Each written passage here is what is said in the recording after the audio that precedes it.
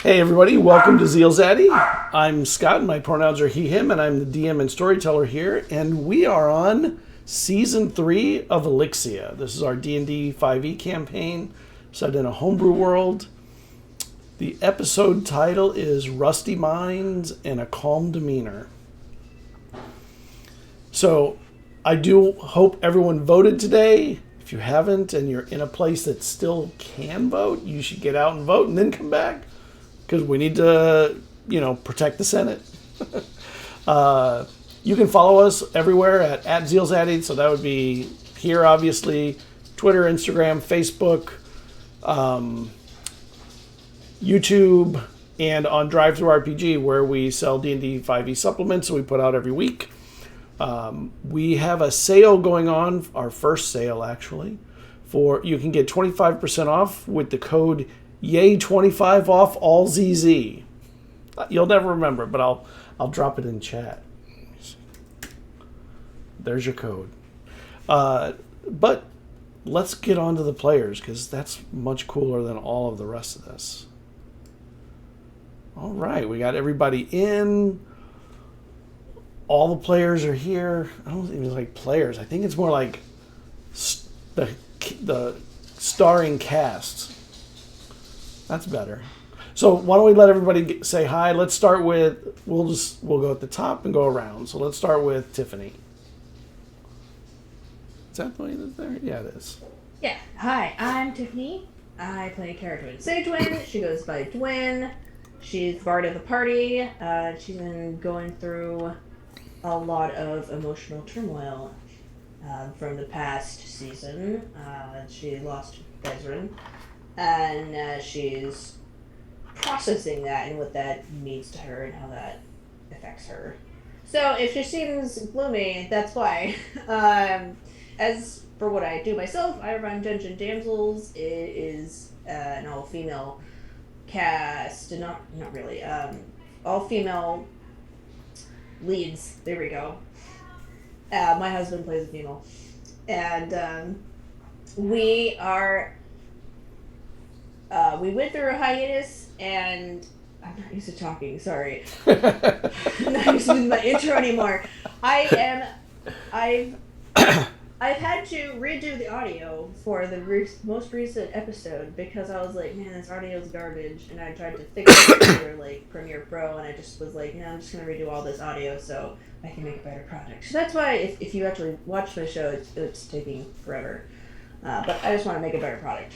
And, man, we're really great. I'm proud of myself. We have, some solid moments. I'm super evil. My bad guys are on point. And, the crew comes together. So if you want, a really long show to get involved in, besides this awesome one, and you can check out mine. So there's my show. All right. Very nice. And it is a great show to watch. You definitely want to catch Dungeon Damsels on YouTube. All right. Jazz. What? You look surprised. I am a little bit surprised because you said you were going down the list, and I am. I'm going down around. Oh, I see. What up? My name's Jazz, also known as Scoria on Twitter.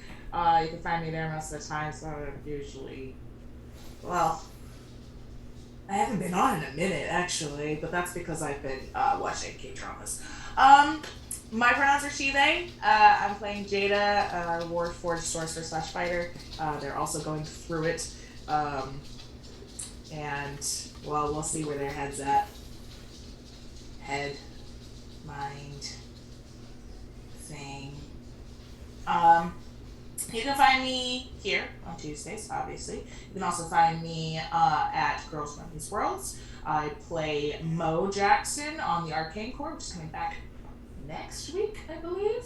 And I am also, I have been casting Invincible Sword Coven, which is premiering later this week on Thursday.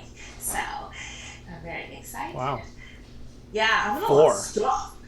I just did a one-shot for charity over on Friends Who Roll Dice's channel. That was fun. I was totally useless. I was on Queen's Court Games' Halloween one shot, and that was really fun. I'm doing a lot of stuff. I'm hoping to do more stuff in the future.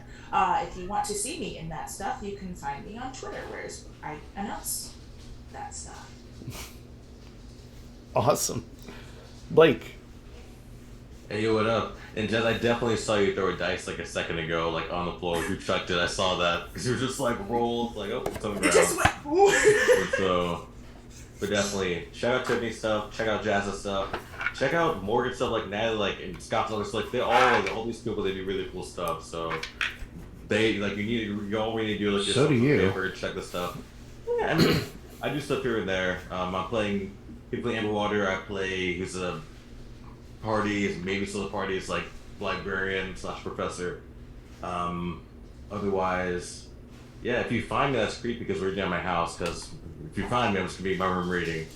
But yeah, definitely use your local library if you have opportunity to, because libraries are awesome and it's a great way to get back into reading if you're kind of hesitant. There's like usually they're free, so no harm done. And yeah. But yeah, that's me. Aren't they always free? Are there non-free libraries? Depends on where you live. Like when I was back in What? Spring Creek, if you live out a certain area, you have to pay like $50 a year. But that's fine. I mean, I don't know. I'd pay that in a heartbeat for the library, the value I get from it, and to support the library. Like if I were to have my money go there than other places. So Yeah. All right. Natalie. All right. Hey, everybody. I'm Natalie. You can find me most places on the internet with Ghost Candle, especially Twitter, where I post about all the stuff, my art, what I'm doing in the tabletop space, all that jazz. Getting into my first DM live stream in next month on Girls Run These Worlds, so that's going to be exciting. We just wrapping up the casting call, so... And it's my own adventure that I'm writing. Writing. It's mine. So that's going to be fun. Awesome. And a wonderful 3-part holiday romp. So be on the lookout for that. I'll talk more once we actually are closer to the holiday season. And as well as I'm mainly an artist. I post weekly emote packs. Check all that out. That's on my Ko-Fi, ko-fi .com/Ghost Candle. And art commissions, if you're so inclined to.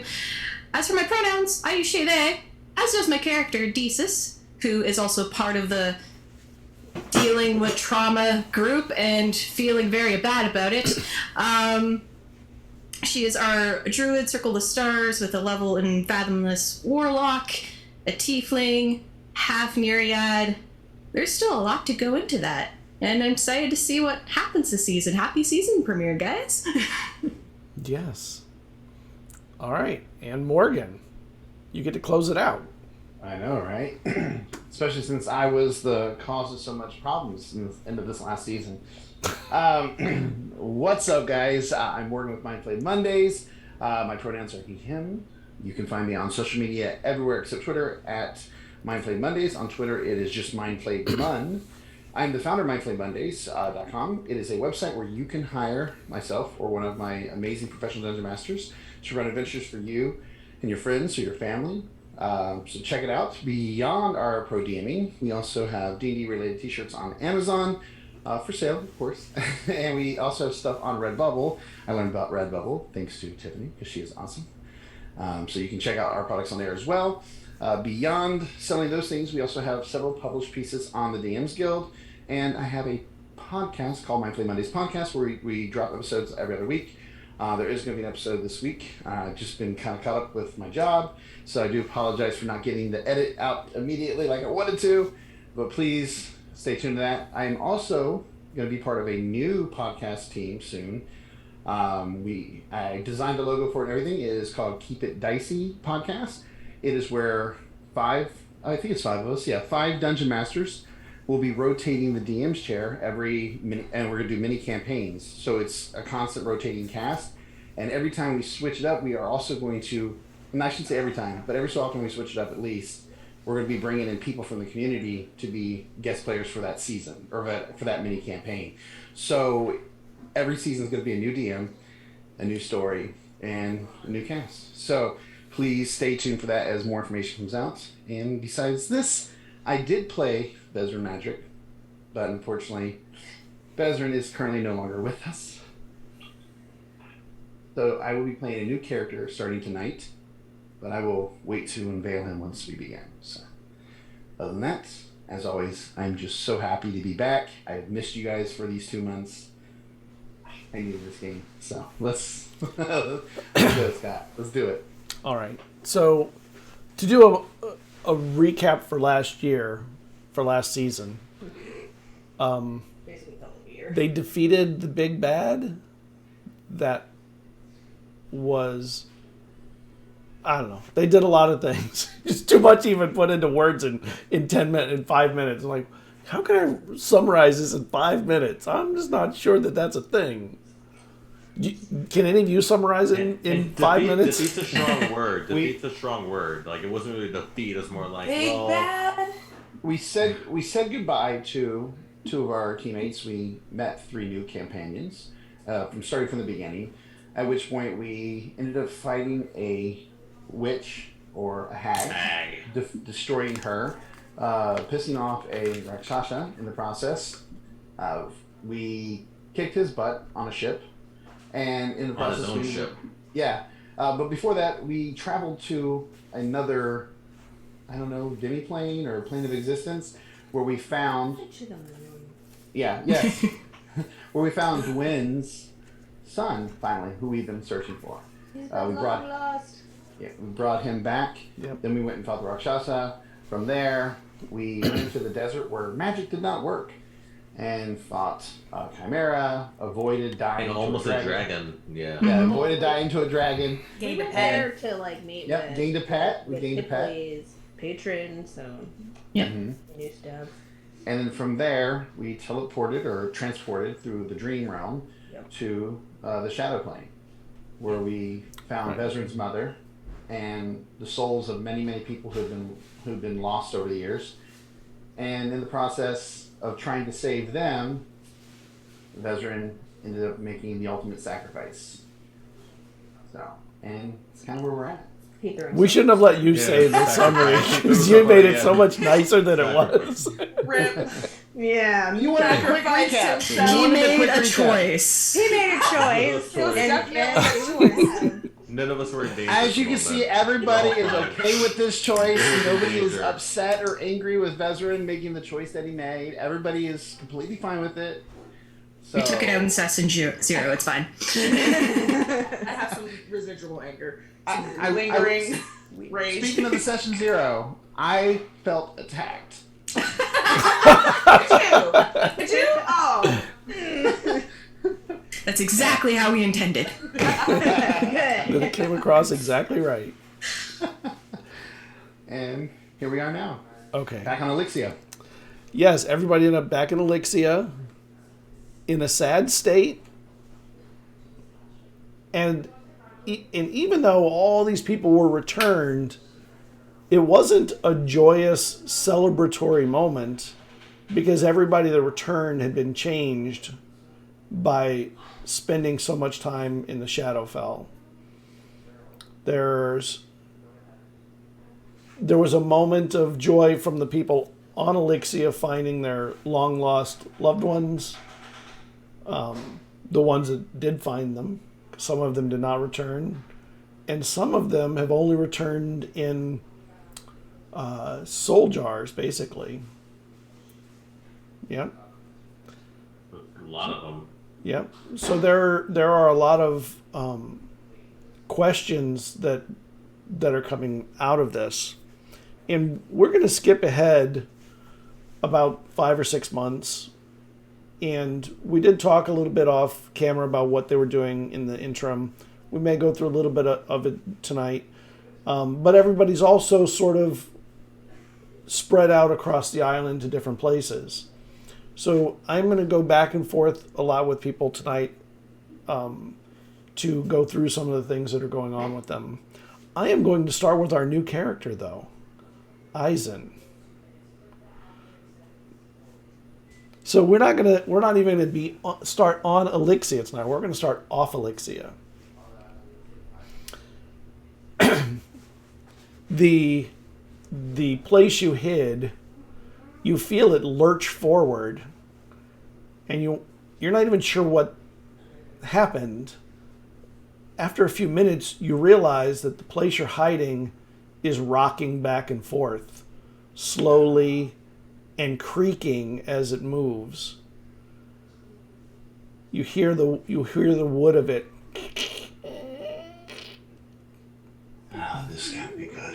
Can you make me a con save, please? Oh, great.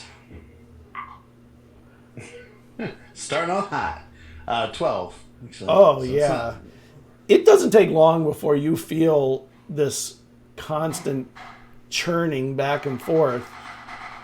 And you're holding in like a green face. And then you hear footsteps coming down the stairs.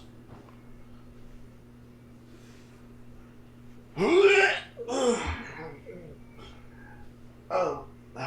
And somebody looks over at you. Hello? And they run up the stairs. Are we moving?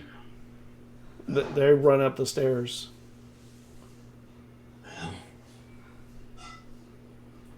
And you realize where you threw up on like a barrel that was near you. There's a bunch of barrels around you and a bunch of sacks and bags and foodstuffs, it seems. I grab one of those bags and kind of put it on top of the barrel to suck with the... Oh, Just leave it there. That ought Nasty. That ought to do. That should be fine. a few moments later, you hear a bunch more people coming down the stairs. Hello, friends. And there are 4 or 5 people there. And they all have weapons out. I have no weapons. Come out of the shadows. And I will try to It's a gracefully boy. walk out. It's the- nothing but a boy. Excuse you, I am not a boy, sir. I'm a man. Does a boy sound this deep? It's a teenager that thinks he's a man. We'll put him to work. We'll find out if he's a man soon enough. Welcome to the ship. You now work for me. I didn't know your ship was Do- moving. My apologies. Do you have a name? I have many names, but Eisen will do it for now. What did he mean by many names? What did you mean by many names? Listen, the ladies call me lots of names. Some of them good, some of them not so good. But you can call me Eisen. Okay, Eisen. What kind of skills do you got? You got no weapon, so I'm not sure what to make of that. You must have been fleeing something on the shore. I did see some things going down. No, I was just looking for a place to rest for the night. I was Show- gonna store some coin. Show them where the mops are. Let's just start, I guess. Either way, let's mop this place up. Check them first. Make sure there's no weapons. And there is no weapons to be found on me. Okay. All right. I will like to... I should probably at least describe what he looks like. Sure. So, he appears human. He has... But there's like a touch of something else in him which makes him kind of look a little bit younger, a little bit sharper features. His skin is tan. He has long, delicate fingers. His hair is actually white, like bright white. And it's about shoulder length. He has a beard and a goatee. It's all a little scruffy, a little bit unkempt. He has golden eyes. And he wears very loose-fitting, colorful clothing. Almost kind of, I want to say like gypsy kind of clothing. Very loose-fitting, very, very colorful. And he has a very nice cloak on. And it has a very interesting design. Looks almost like blades that run along the length of the bottom of the cloak. But he has no weapons at his hip. No swords, no axes, no hammers, nothing. Well, you're going to be on here for a long time. Hope you can earn your keep. Where are we heading, for the record? I didn't plan on leaving. Obviously, it wouldn't matter to you where we're heading. You'll need some warmer clothes. When will we be getting there? Oh no, it should be spring when we get there. It should be fine. Fair enough. Well, I'm here to learn, Captain. Captain I'm Captain Selmore. Selmore. Pleasure to meet you, Captain Selmore. So I take it you've never been on a boat or a ship, from the sound that the boats would described. Not one that's been moving. Yes, I've been on boats. Not while they're moving, though. When they're moving, not so much. This is a first the back and the fourth and the bottom me. And he leans over and heaves again. You may as well give him the mop here. Yes, can I get a drink at least? I need something to help with this. Something strong to get me going. Sure, get him some water. That's not strong.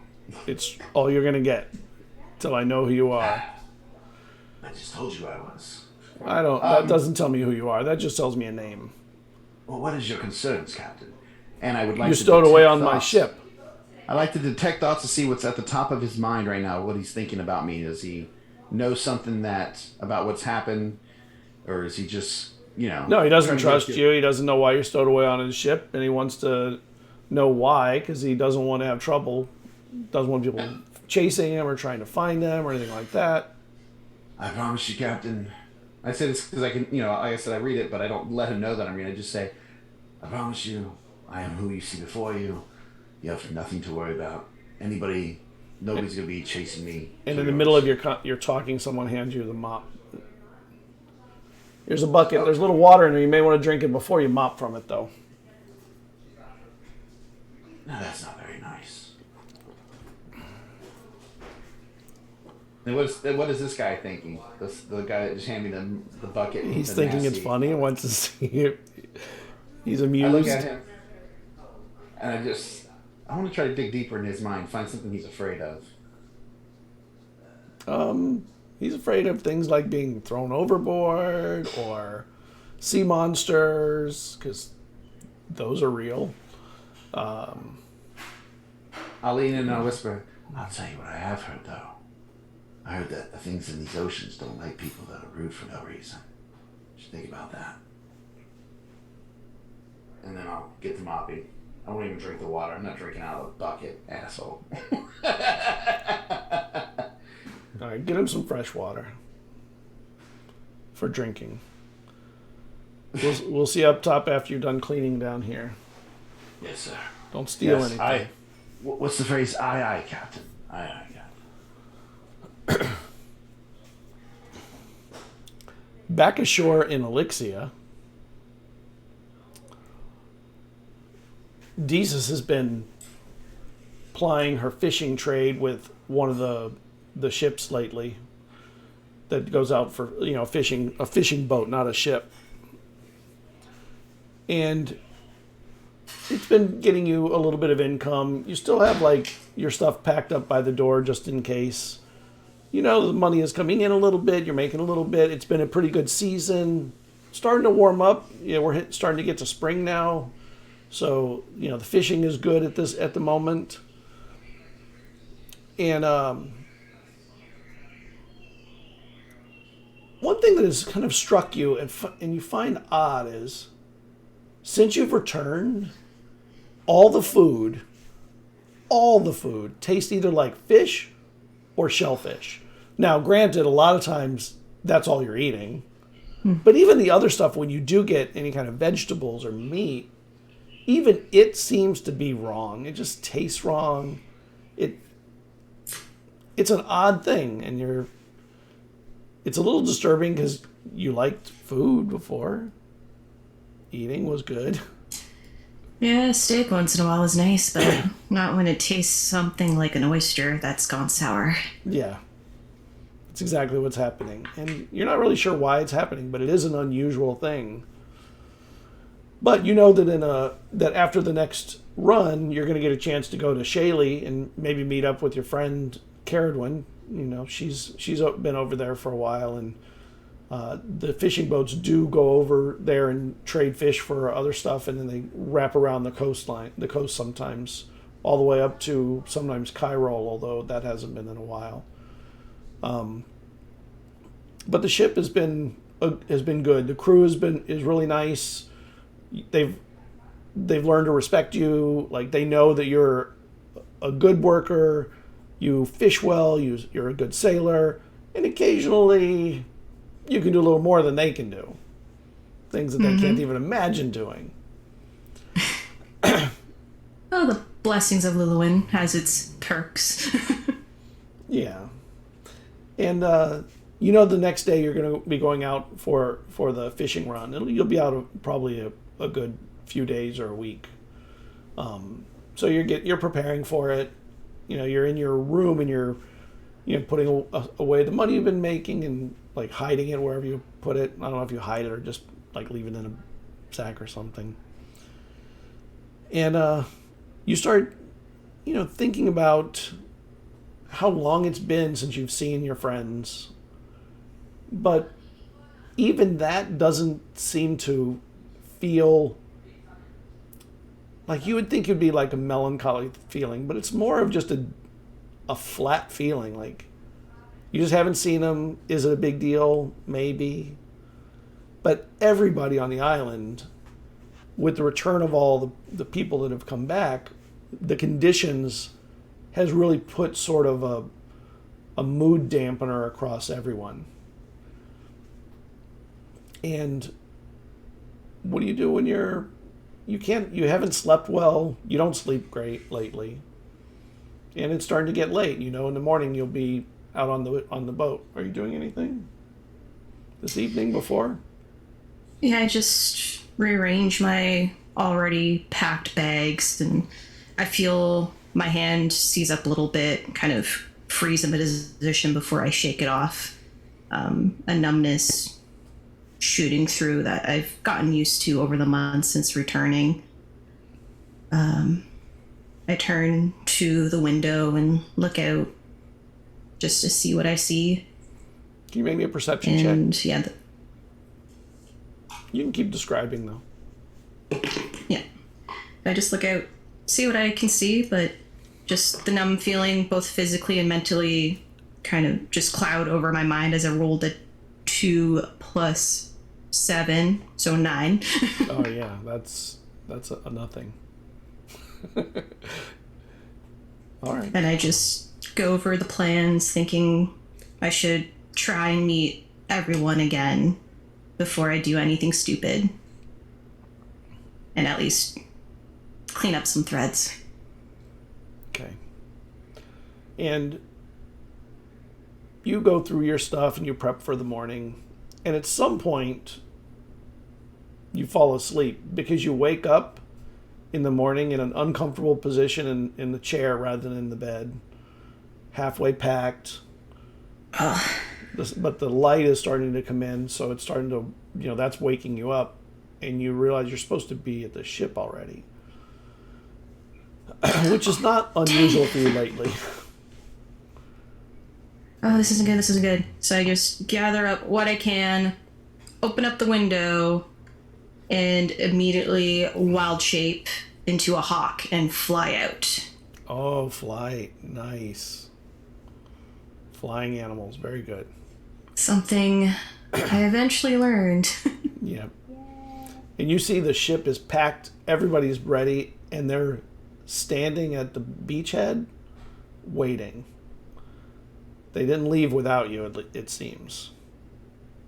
Right, I find someplace kind of slightly out of sight from them to touch down, vamp out of my wild shape, and come rushing out. Hello? So you're ready then? Yes, Figured we'd apologies. start in the afternoon? Something. I guess my body just really needed the sleep. I've been dealing with some stuff lately. Well, we got Mav out today full on, so the waves are going to be crazy. And we needed we needed your body here on the ship. So hop on, let's go. Yeah. Aye. And you realize that both moons are out, even though it's morning. And Mava is actually bigger, which is pretty unusual, than the other moon. And immediately my brain starts racking through all the information, remembering everything we ever studied in the library with everyone and all the stories and what we've experienced. I'm just the waves are Those- just brutal, and you see everybody. There's no humor in anybody's face. It is a dead serious venture going out when Mava's big and full, because the waves and currents are chaotic and wild. Captain, are you really sure about going out in this, even with 2 moons being out in broad daylight being a bad omen? The waves are a mess. We need to fish. People need to eat. We'll stay close to shore today, but we are going to be passing the witch's fingers, so we need to stay far enough away that we're not slipping into a cove or something that gets us trapped. So we need all the muscle we got. Everybody is we have a strong crew. And you make it stronger, so let's go. And they start pushing off. And you immediately, as soon as you get in, the boat comes over with, and you're in like 2 feet of water. And the waves are just rolling hard. And as soon as you're in, the oars drop, and it's just hard work trying to get out of the shore area first. After you get past the crashing waves, though, it becomes a little bit calmer because you're not quite in the surf where it's really breaking. Turn that off. Did you hear the ding from my message? Yeah. It must be just the signal bell. It's fine. The wind is knocking it. Doesn't that mean a fairy gets her wings? I guess so, yes. And you out, and everybody is like serious, and a couple of them glance over with not happiness at you being late, but they know you're important to the crew, so it gets past them pretty quickly. Luckily, it's the day. This would be really rough, really bad at night. You can at least see what's coming. You can see the waves rolling, and you head out on your fishing trip. The nets are everywhere. They're wrapped properly. The hooks are proper, and everyone's rowing as hard as they can, muscling their way out. I'm gonna hop over to Shaylee for a moment, where Cerridwen is home. Saren and your mother seem well adjusted to your return, and the few times you've talked about it, they've been, even though they knew what happened after you told them, they seem to be mostly just happy that your family was untouched by this, outside of you, but you returned. And you returned in better shape than so many of the people that came back, that you brought back. And this is the first time now since that happened where they're planning on having a small get-together. There have been festivals that have come and gone, but they really didn't celebrate them except with maybe food a little bit, but everything has been subdued.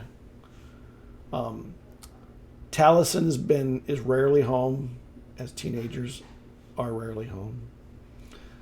But he has wanderlust right now for the island. He's just been trying to spend more and more time further and further away on the island. And one thing you've noticed about him is his writing and his vocabulary is growing really fast with the tutoring he's getting from you and your sister and your mom. He says, I think I'm going to go across the island and visit the forest on the west coast. You okay with that, Mom? I know it's a long way. She has just been burying herself in work. So when he asked her, she's like in the middle of, doing a draft of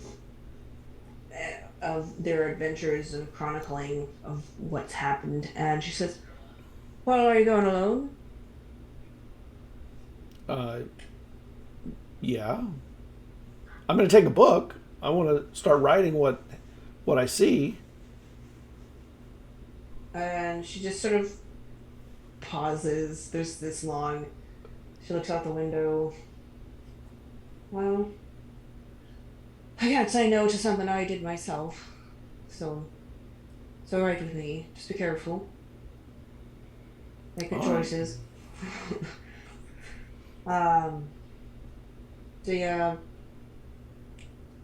She says, well,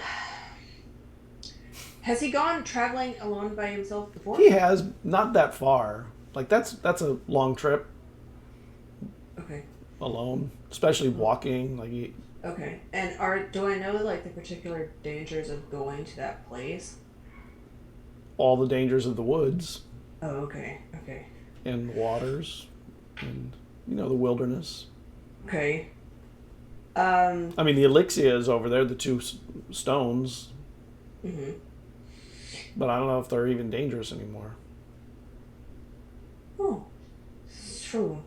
They might not even be dangerous. She's just really like slow. And she says, Love you, Mom, and he kisses you on the "Okay, cheek. bye. See you when I get back. Yeah, right about it. You're a Sagewynd." Yeah, his vocabulary improving, his writing. It'll be a rough first book for sure. Yeah, she kind of just writes in it like, I guess she'll have like a to-do list like, okay, brush up on grammar. I was like, And- maybe I should find him a better grammar book. And yeah, she's just lost in writing her own books. If Saren and Mom engage her, they'd have to start conversations with her. Interestingly, they almost never engage you in conversation right now. They do a little bit here and there, but it's very, are you hungry? Mm-hmm. What should we make? Should we go see this? Blah, blah. I mean, very like a dull home life. Mm-hmm. And that's completely anathema to your life before. Yeah, she's just looks around, and Saren and Mom are probably doing something, and so she gets up and goes to her room and picks up the loot that Vesryn got her, and she'll just go outside and go into the forest that she's familiar with. And just pick a spot and go and play a little bit. And she's strumming on the lute. And she opens her mouth to sing, but nothing comes out. And she just continues to play. And while you're playing, after you've been playing for a little bit, and I imagine it's not even particularly great playing, it's more like plucking away. Yeah, she's just kind of absently plucking. It's like her usual creative mind has been, for lack of a better word, damned. The creative rivers have been damned, and she's just really kind of struggling. And while you're doing it, you hear your mother back at the house start humming to your tune. Not singing, she knows the words, you know the words to the song you're doing. And it's the first time in all this time you've heard anybody use a voice for anything other than talk. And it's kind of low but sweet. She takes that in, and starts to hum herself. She can manage to hum. But still, there's still a lacking quality to what she which she's used to playing. And she goes to the forest to find a peace of mind, and she plays to, feel anything. But everything is just gray, and the things she loved don't bring her joy, and she's just sort of kind of going through the motions of existence at this time. Yeah. And after a while, she just goes back home, All right. and that's what she's doing. Yeah. All right. Back though in Phelan, Hipley's been teaching kids since he got back, reading to them, showing them books. They already had kind of a good library, but it's getting better since you got there. You've been able to help them acquire some books that you knew were missing from the island. You've helped them make the arrangements to get books from across the sea that are missing here, that should be here, that are important, either historical, mythology, whatever, all kinds of books. Just no fiction, of course. I mean, maybe one or two for the kids. And one thing that strikes you as very interesting is that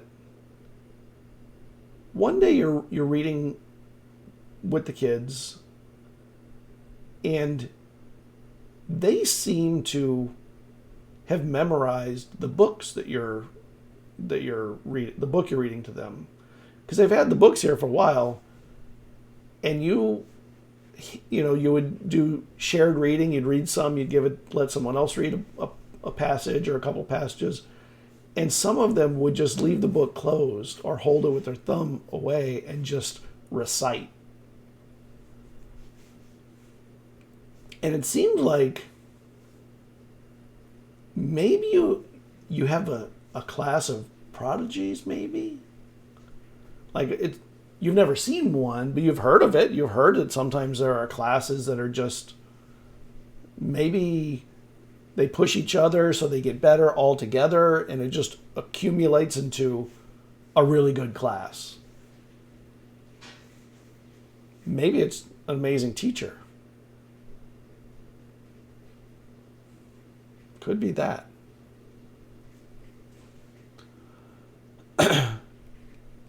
But what's funny is when the kids are with you reading and going and doing book work or homework, they're very serious.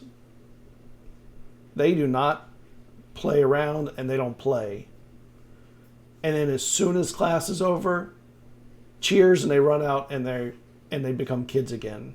But when they're with you, they're not like that. They're quiet, they listen, they're attentive. Because they know trouble will turn them into stone. Trouble whom they love, probably. They know trouble if they mess up, They met trouble, so. Has Treble turned anybody to stone since he got back? No. No people? There were a couple of almost incidents, but no, we were past, close calls, but no one's died. Maybe a couple of animals. But, well, he's got to eat.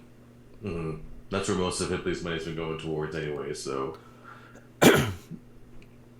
So we're at the end of the work, so the kids just got out? Don't lie, that's how you do timeout, right? You freeze them, and then you take the saliva and make them unfrozen, right? Yeah.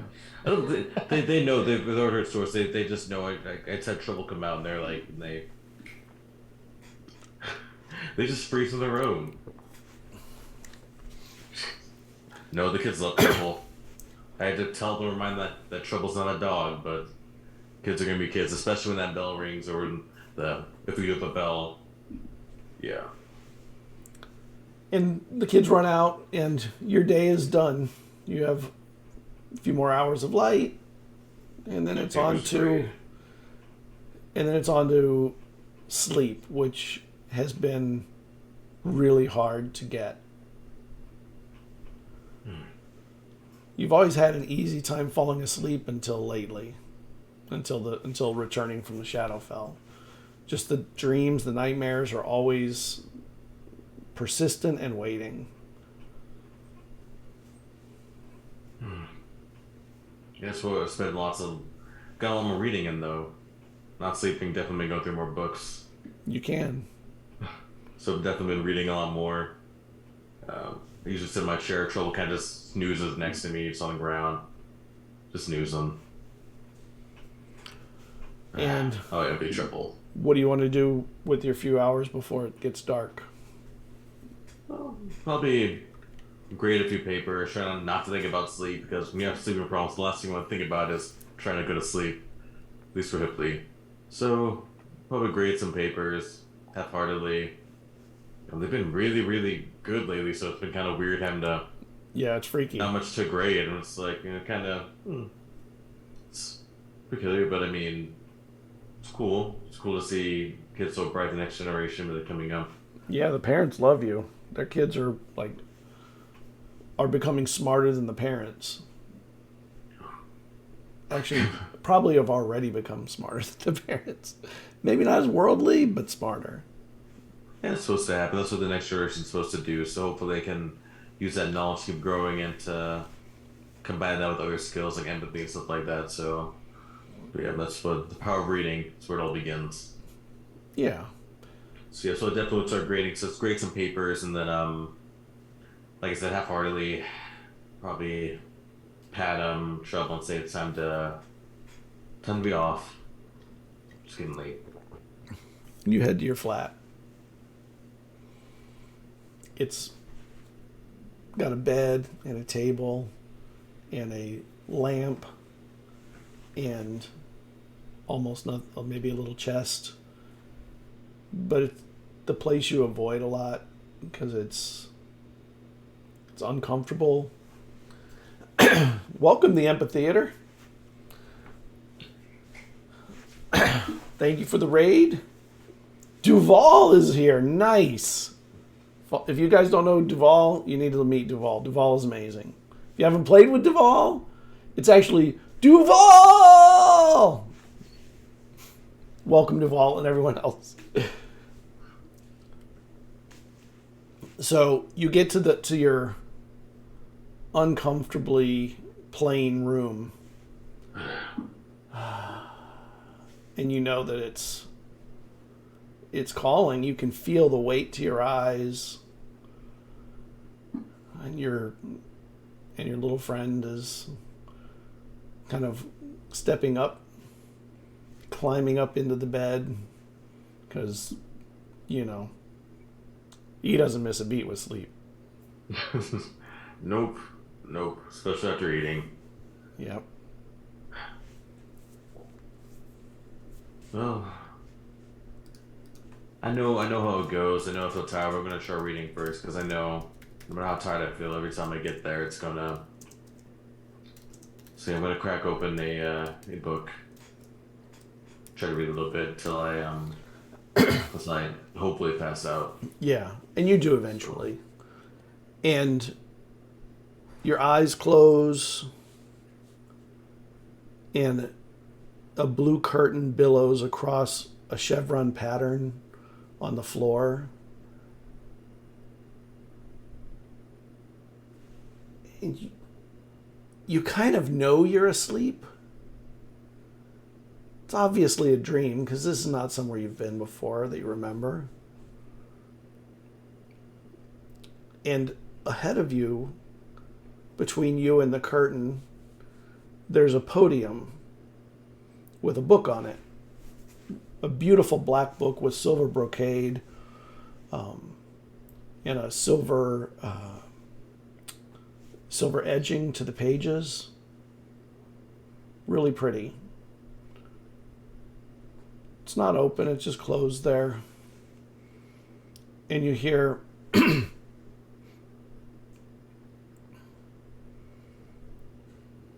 and behind you there's somebody sitting in a seat, wide-brimmed hat, black cloak, a little bit of a cane, face covered in shadow from the hat, Is there poetry?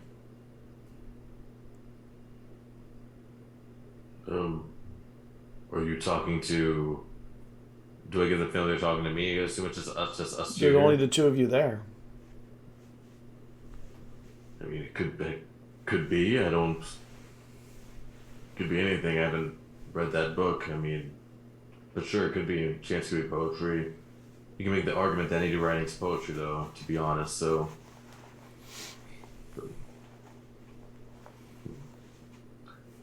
May I ask? I'm sorry, I'm new around here.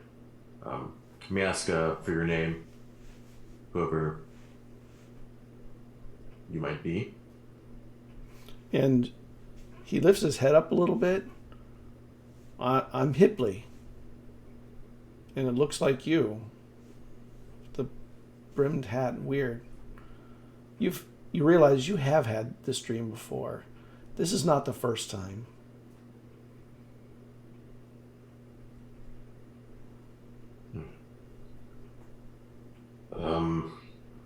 Guess we'll.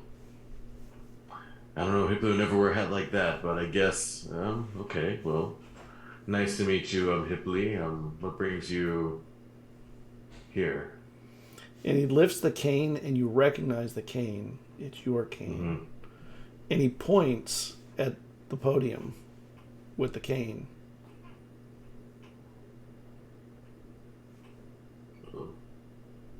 You always point at the. You might as well go and just read it. I mean, why guess what the book is? You're right here. It's that close. Should we just go over there and open it? It's not my book, it's your book. Oh, but who am I? There's no answer. Well, if you can't answer that, then it's just as much your book as is mine. If you can't answer that question, so come on, we can go get it together. He leans up on his cane and walks over by you. And he takes your hand and walks side by side to the book. Okay, then let's do this together. Alright, let's see. The question is, what are you going to do if it's fiction, though? That's a real question here. What would you... And then when you get to the podium, the book, it's really beautiful. It has a really nice flower and vine pattern in the brocade on a black linen. There's a ribbon in it too, into the pages. And can I get an intelligence check, please? You can. Who knows it's going to be good, though. It'll be fine. Intelligence check? Yes. Not a save. Aw. That is a 14. You put your hand to the podium and you look at the book, and in your head, it looks familiar. You can't quite place it. Go ahead. Does it remind... Wait. Go ahead. Well, hold on a second. Is there poetry in there? There's a book that I shouldn't open.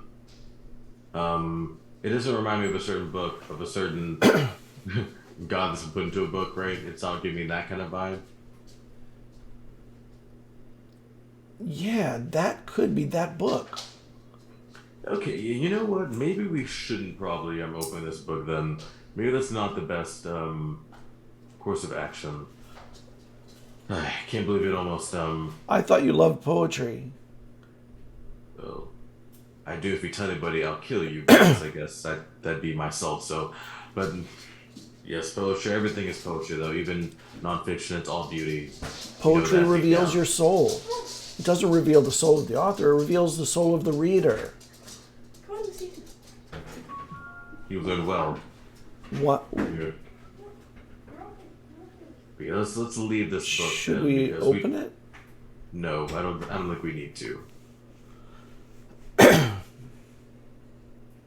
All right. Maybe we'll meet again Maybe tomorrow, maybe in a week. Who knows? I'm sure I'll see a mirror here and then. I mean, you're looking old as usual. And the billowing blue curtain kind of envelops you, covers the book, and you go to blackness. And in the morning, you wake up when the sun starts creeping through the little window you have, and you're snuggled up with your pet, with Treble, who loves the cozy warmth of you. Snuggles kind of like an armadillo. It kind of wraps itself into a ball. A six-legged armadillo, but you know. Six-legged baby armadillo, but you know. Oh, yeah. And he drools. Do I feel rested at least from that sleep? You do. You slept through okay. the night. And the bedding is a mess. It's not like nice and covered like it was. It looks like there was a lot of movement in your sleep in the night. Oh, at least I got to sleep, but that darn... oh, thank God. Kind of just sigh and just kind of sit up and get ready for the day. Just annoyed because I know what was calling. So, yeah. So I'm happy I got to sleep, but just annoyed. It's just a book. You love books. You love all the books. Yes, not books that are going to release something evil potentially into the world that may have killed, well, played a part. I mean, if he's talking to Trouble. He's talking a lot of trouble. It's like, that creature definitely played a part in a friend dying. I mean, it's a friend kind of made their own decision too, but I'll give them the benefit of the doubt. He was a good man. And I'm not going to dishonor him by releasing that thing from the book. No matter how many dreams I have, no matter how enticing he gets, I'm not going to... I'll hold on to the book until I die. We're going to cut across to Cairo, where Jada is meeting with Solana again. So, in Cairo, the world seems very normal to you. Everything is normal. People are doing things like usual. It's perfect, just like you like it. They all leave you alone. Time sounds right here. The click of your clock, it never falters. It never slides off a moment too late. Everything seems right there. There's no fluctuation, no disconcerting weirdness to anything around you. Everyone seems a little disconnected, just like you prefer them, because then they leave you mostly alone. And they don't talk to you very much. Except Solana. Damn it. She comes to you all the time. And she talks to you about the one thing that you have a lot of trouble talking about, which is yourself. But you also feel like a lot of the conversations are more about how you work than who you are. Sometimes it's one, sometimes it's the other. And it can become a bore or a chore. And occasionally there's a moment of not quite melancholy. And she finally says, all right, we've had months now, and we haven't figured out what we're going to do with these souls that are trapped in these jars. So I wrote down what I think could be 3 options. Tell me what you think. We could put them in things, like in trees, in machines, in clothing, and apparently they can be bound. Option 2, we could... I'm going to save option 2 for 3. We could store them indefinitely in the soul jars. I don't think they go anywhere. They don't seem to weaken or falter. They just seem to stay. Option 3, we could... Well, you could put them to sleep, as they would say, if it was an animal, and let them quietly and painlessly move on. So,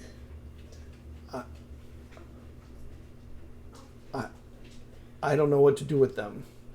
And one thing that's interesting about her features, although they are still almost mangled from being in the Shadowfell for so long, she looked almost like a root.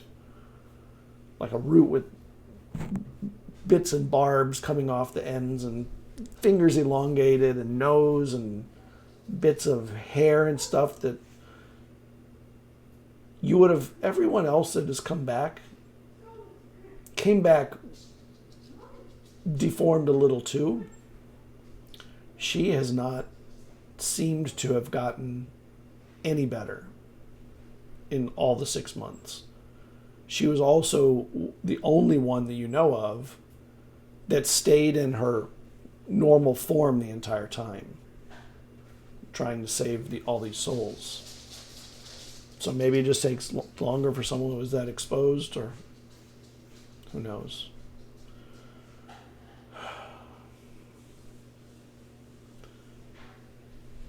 Thought you wanted to save them. I do, but I've had this time. I keep wondering, save them for what?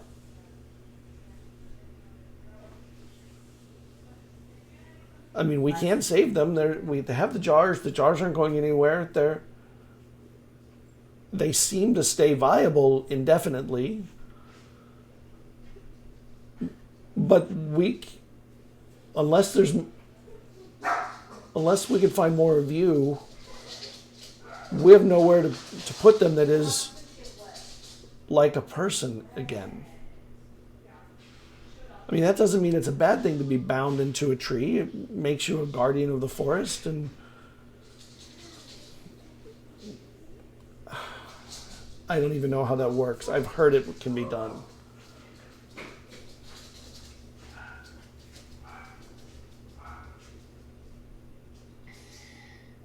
This was always an option.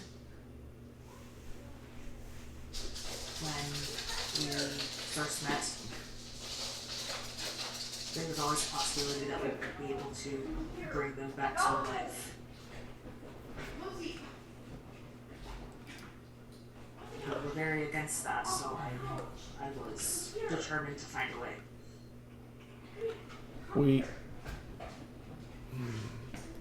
Well, it's not like we are running out of time. We have time to contemplate this. Maybe you can think of other options. Maybe there are. I even thought about putting them in animals, if they could be bound to an animal, but then I thought, I think animals have souls already. And I'm not sure it's right to put two souls competing for the same thing.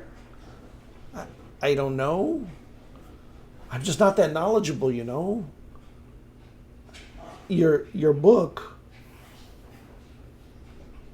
is the closest thing to knowledge that I've ever read, but honestly, I don't understand it all that well. What's weird is I think I understood it better in the Shadowfell than I do here. Now it seems to be nonsensical, most of it, and I don't know if that's me or if that's where I am. Maybe I should take the book back to the Shadowfell and I can read it and understand it better there. What do you... Absolutely not.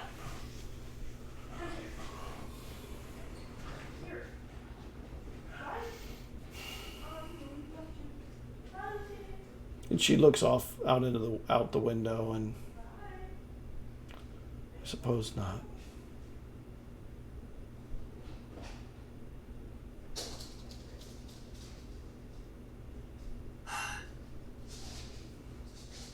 life is not always the best option. There is a toll. If bringing peace to these souls is what we want, then perhaps it would be best to retire them.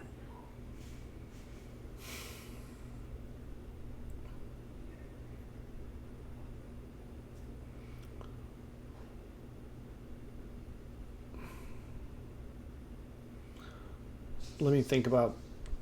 I don't really know how to, but I suspect there's a way.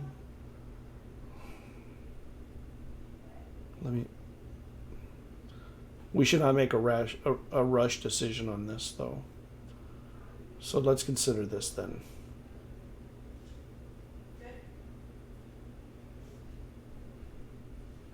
I've considered this for months.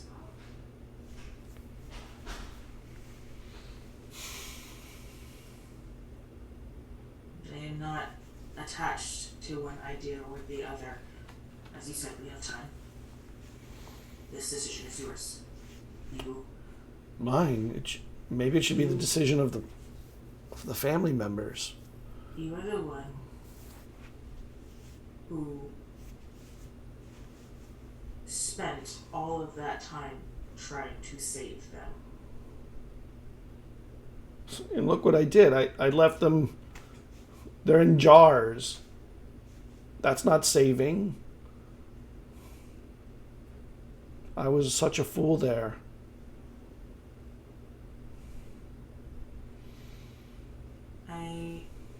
I doubt the alternative was much better. You did what you could. I need to go eat something, or I need to have a drink. And she kind of wanders out of the room like, I can't think about that right now. And she does that. She seems to, when things get serious, she disappears. Not literally, but you know. She seems to really have a hard time being pushed to darker conversations. She tries to stay in them for a little while, and then she cracks. She went longer today than she has in a long time. Although this is one of the more difficult conversations she's had with you or you've had with her. And you're sitting there with all these jars.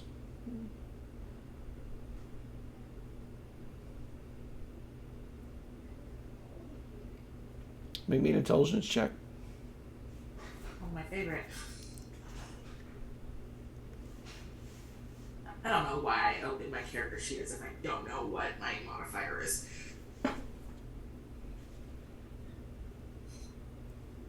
A 1 or a 20? A 1? A 20? Nice.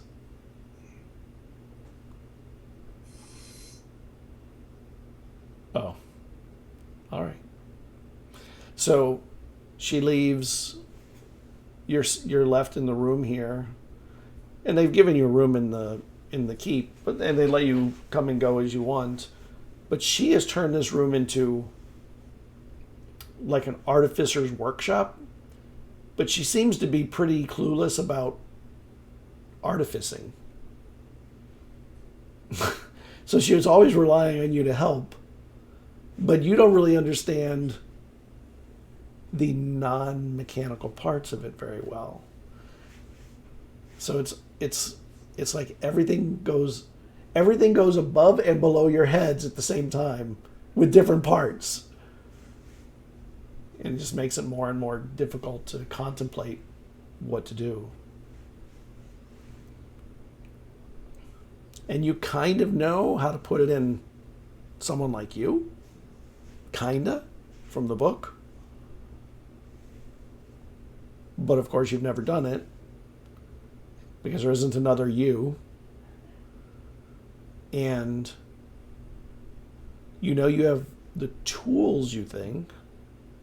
You have the calipers and all the stuff for that can apparently grab soul threads, whatever you want to call them.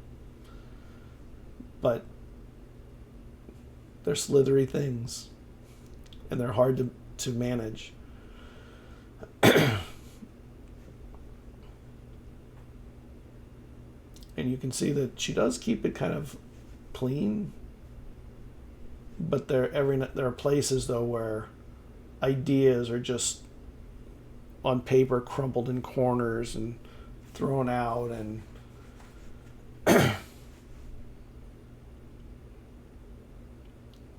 there's paper that's a mess. That's the only mess in the place. And it is the only thing that really ever is a mess, unless she's doing an experiment. And her experiments are kind of like a third grader doing an experiment. I mean, sure, they're going to make the water turn blue, but it's going to be a mess, and it may turn green half the time.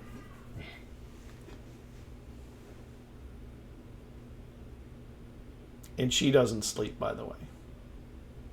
You have not seen her sleep once.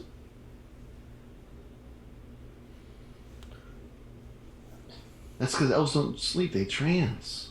They don't right. Right. She doesn't trance. As Blake has pointed out to me many thank you. times. You're right. Season. Trance. Hipley has. Hipley, yes. Fair, Hipley. What do you want to do? You want to do anything while you're here? I will read my book again. Oh, okay. Nice. That'll take a little time. So you'll take your book. We're going to hop back over to the ship. You work so hard on that ship, Eisen. Several days go, and you are mopping and cleaning and scrubbing with these little tiny brushes sometimes to clean the littlest, tiniest stuff that you're like, the dirt is not even that big of a deal. It's just on an edge. And this captain will not have any of that. That's fine. I use that one guy's toothbrush whenever I get a chance. So I would have stolen it at one point and used it. Made sure I dipped it in the bucket. And you're looking at the bucket where they put some kind of a lye soap in it, and there's a bubble on it, a big bubble, and it's a little bit got a oily tinge. You know, when you see soap bubbles, or they have like that oil running over the top of them. It's a little bit blue, and you see it start growing in the wind. You know how when you kind of get wind in a bubble and kind of like, yeah, it kind of does it. It gets caught by the wind, and it just, and you realize you end up inside this big bubble, and you've never seen that happen, but it's really interesting. Reach out to touch the. Yeah, and as you reach, it kind of wobbles away a little bit from you. And when you do so, when you go reach out to touch it, though, your hand is smaller than it's supposed to be. And you realize it's a child's hand. And when you see the soapy film of the bubble behind you, and you realize you're like 7 years old, 8 years old. And this playful, childlike glee kind of warms you inside this bubble. It's funny and goofy. And the bubble turns a deep blue while you're in it. And it becomes like a mirror. You can see my own reflection. Yep. And Is it me as a child or me as an adult? You as a child. And then, though, you see other people coming up behind you, and they don't have glee on their face. They're sad, disturbed, deformed, and they're walking out of what seems to be a hole in the bubble. I will And when you follow them out that hole. Well, when you look back and you see them coming out, when you turn to them, because you were seeing them in the reflection, you see the bubble, the hole closed, and the bubble has grown so big, it's covering the ship.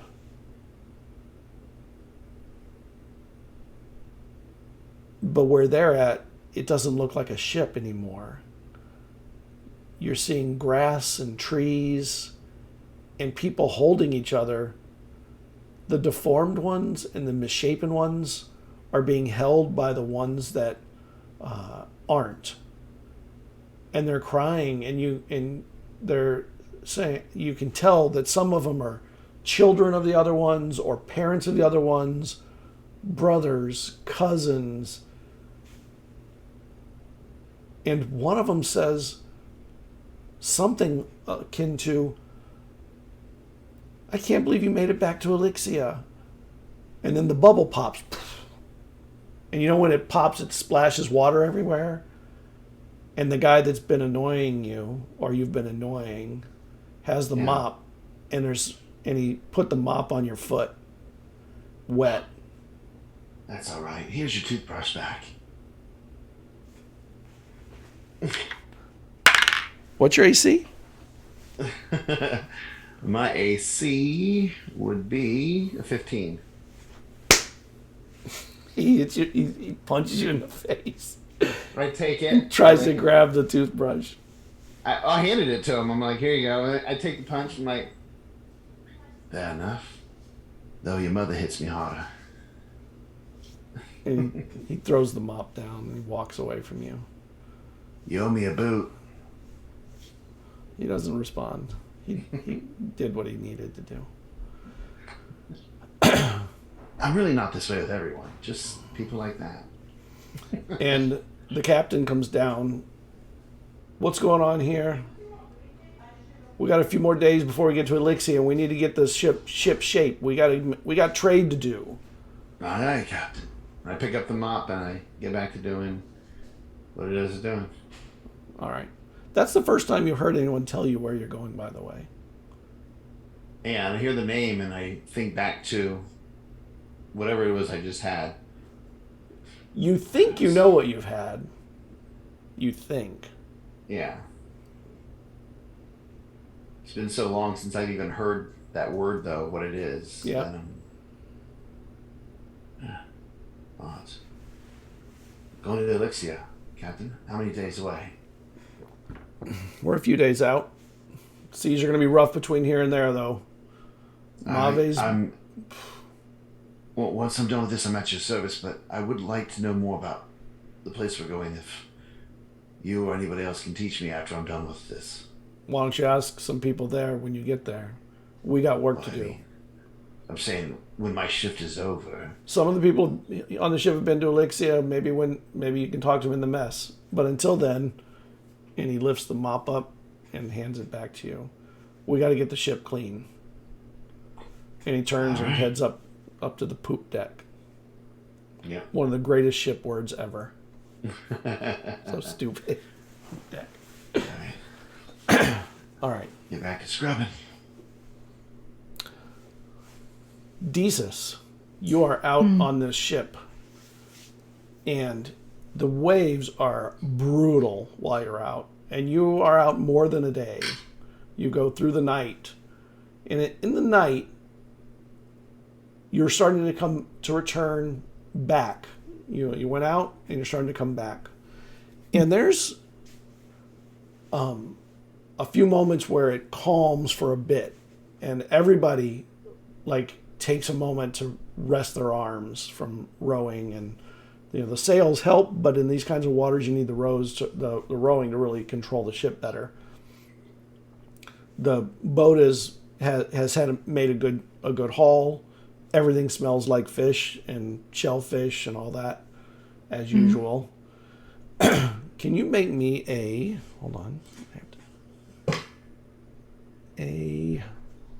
nature check, please? All right. 17 total. The stars are different than they were earlier in the night. Like, it's like they all moved over this much, but all of them. Something seemed wrong about the way something moved weird. The stars moved weird, and you're not sure why. Yeah, that is beyond concerning, as if celestial things just moved. What? Well, you didn't see them move. You just realized they're not in the same positions exactly as they were earlier, and it is something you pay attention to. You look at the stars all the time, and while you're staring up, they move again while you're watching them, back to where they were before. And that is, you've never seen that, obviously, but they moved like, half an inch in the air, a centimeter and a half. For the smart people that are Canadian. Yes. Are we inside the Matrix? Inside the Matrix?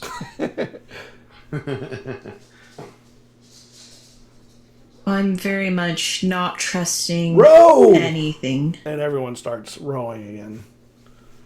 Come on, Deezes. We got to keep going while we can. Yeah. How many people are in the area with me? Or on the ship with me? On the boat? Yeah. 16. Alright, I pick out the 10 that may be the weakest swimmers, and I cast water breathing on the 10 people. Just in case, because I am getting very paranoid about everything that's going on between the two moons, seeing the stars shift. There's something not right. Yeah, you're not rowing. That's what's not right. Well, that was Deese's internally. But I do quickly cast water breathing on the 10 seemingly weakest from what I know, and then, I pick up an oar and battle through it. Okay. And it is a rough row to shore. And through the night, the ship gets tossed and it almost turns over a couple of times. And then by the morning, you see the shoreline of Elixia just southeast of the Witch's Fingers, which means you're heading into the area that would be Shaley. All right. And the captain says, we can take a little break here. We've got a calm moment. And you can tell everybody their arms are shaking from exhaustion. Most of them are really pretty afraid too. They haven't been through a night like that in a long time. And some of them have never been in a night quite like that out on the ocean.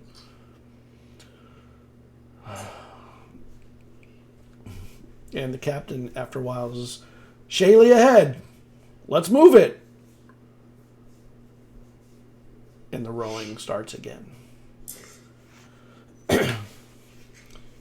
Back in Shaley, where Cerridwen is, Mom and your sister, they say, we need to bring spirits up a little bit. We need to have the festival has got to stop being what they've been.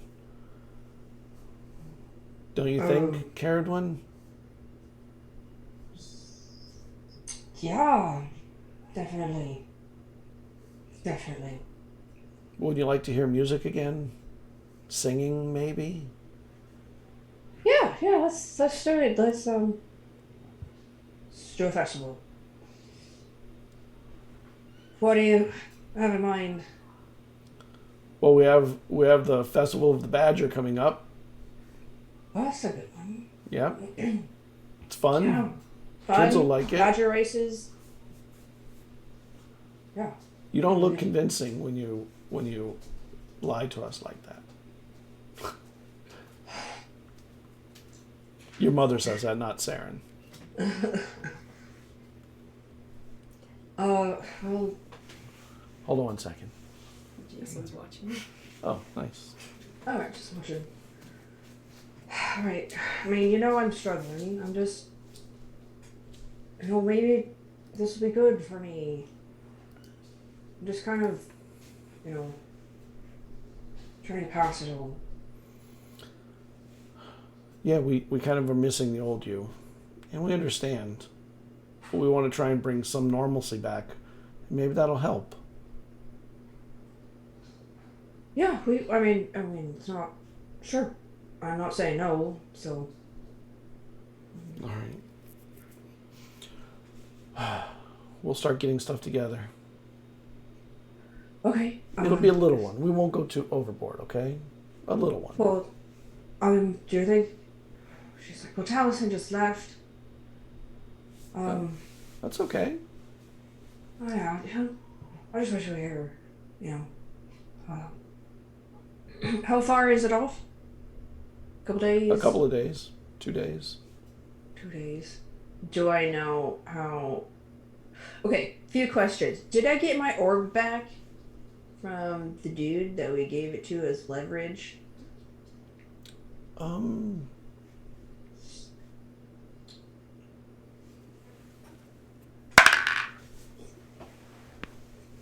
Not yet. Okay. It's in the mail. She's like... And then, she thinks of Eslope, actually. But she's like, where did I last see him? Thinking he's probably too far off at ship. Or wherever he is. Do I know of anyone coming? Like, Deezus, did you send word? Or am I just, Okay, yeah, that's fine. She'd totally be in a vacuum and not know anything. All of you are kind of in a vacuum from each In a other. vacuum. Okay, I know where Morkant is, so I guess we're inviting him. All right, nice.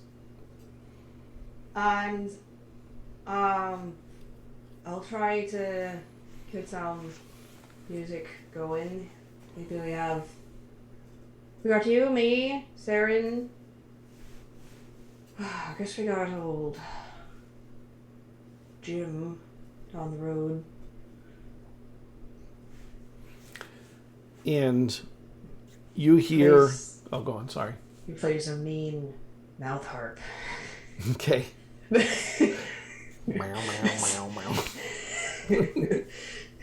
She's trying, you see her just grasping at straws to be functioning again.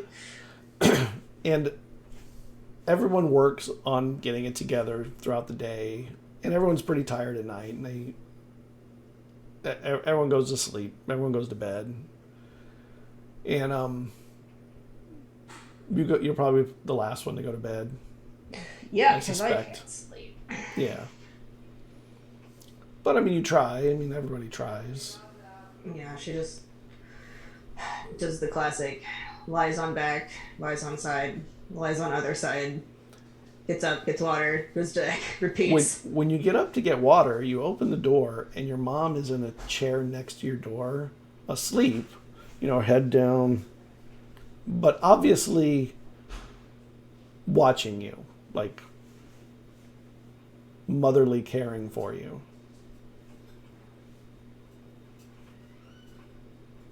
I go and just put the blanket on her or something. And no, she'll wake her up. We'll do that. She'll wake her up. Mom. Oh, I must have fallen asleep. And it's No, so you're not. obviously she went to sleep there on purpose. Yeah. There's, beds. Are you walking in your sleep? And she stands No. up kind of quickly, startled even by it. And she like takes your head and hugs you. You okay? You get any sleep tonight? It's like a mechanical hug back. She knows she's supposed to hug back. I was just getting water. I can't sleep. Yeah, another night. Make me a perception check.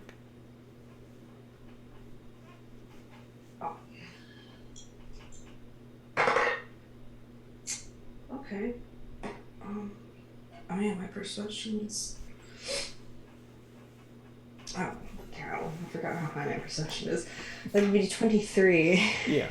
So she has a little lamp that is burning very low on the floor, and you can see that they're in the dust because, I mean, your houses are not like swept clean all the time. Yeah, no. There's some Like earthiness to surface them. level.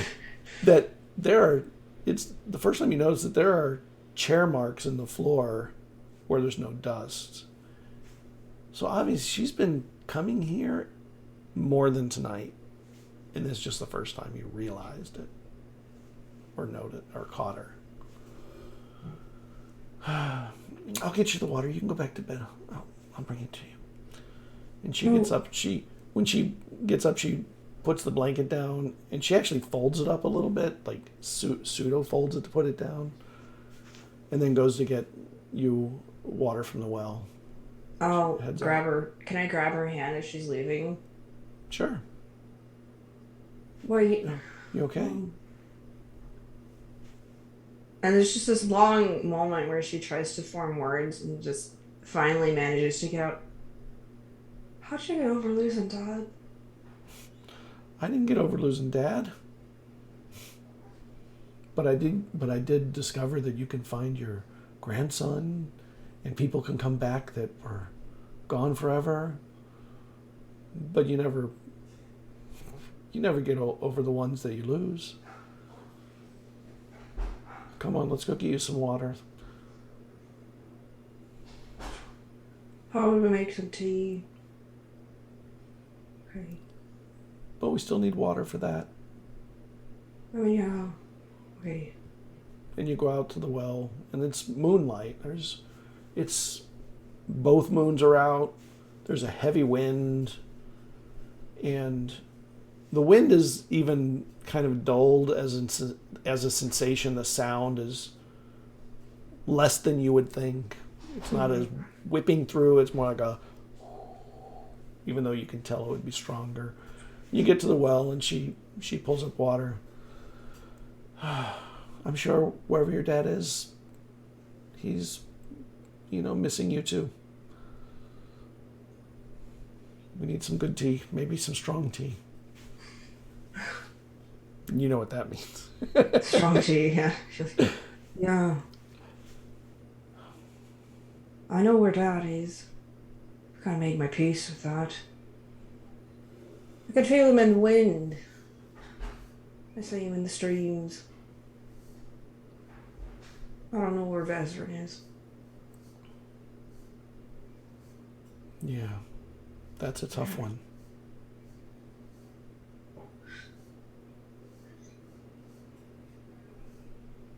That is a tough one. She puts the water on, brings up the fire. Follow her inside. Yeah. She has some tea leaves, and she starts crushing them up, putting them in I forget what it's called, a little ball that you put tea in. Forgot the word. Tea strainer. Yeah. And Dwyn's just like, I don't know, finding like anything to keep her hands busy. Yeah, so he hands you the tea to crush it up. She gets some honey out of a jar. Oh, maybe not honey. Does it? She opens up something stronger than honey. Pours that in the bottom of it. Yeah, we've all been having a rough go of it. But I think you've had the roughest go in this family in generations. That is for sure. And I'm amazed you hold up the way you do. But it doesn't mean I don't worry. Sorry you caught me being a mother. That's okay. It's nice. It's nice no one looking out for me. I just have trouble feeling anything right now, so. I know. That's why we're going to have the festival. Maybe you'll feel the pinch of something. I don't expect you to sing and dance or anything like that, but maybe you'll feel something. Yeah, maybe. I mean, my first love was music anyway. So. Yeah. And writing. Have you written any? Oh yeah, I have. I got the first draft done. Going through grammar. I'll have to read the second draft when I'm done, just to kind of solidify some events, have a second opinion, make sure things make sense. Then I'll have to check resources because I just forgot stuff.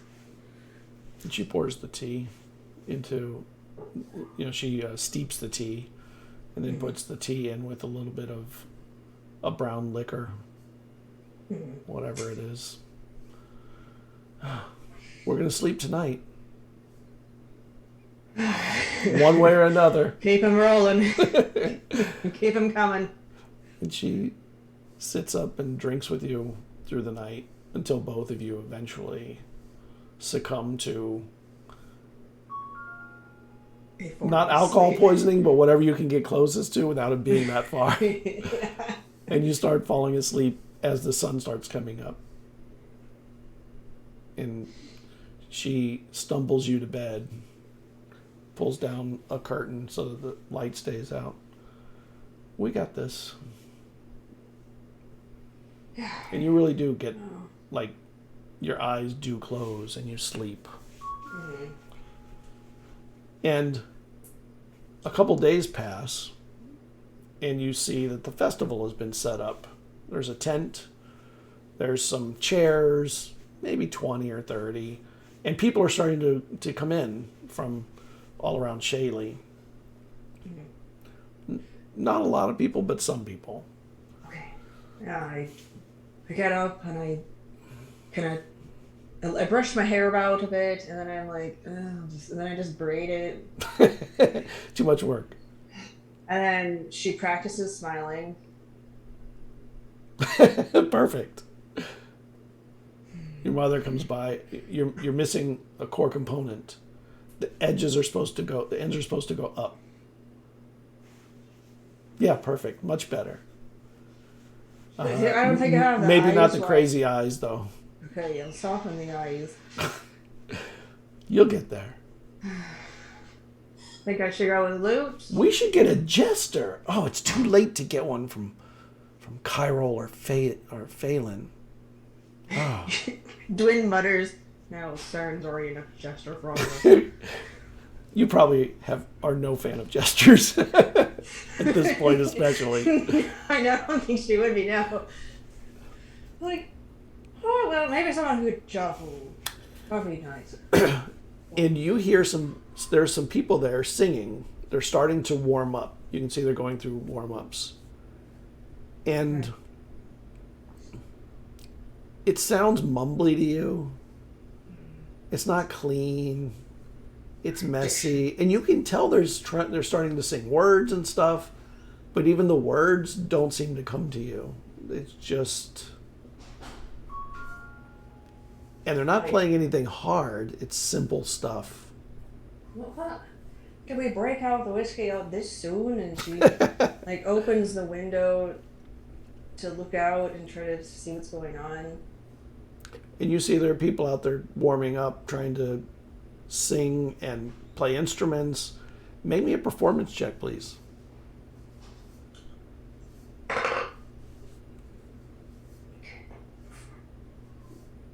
That's 16. Okay.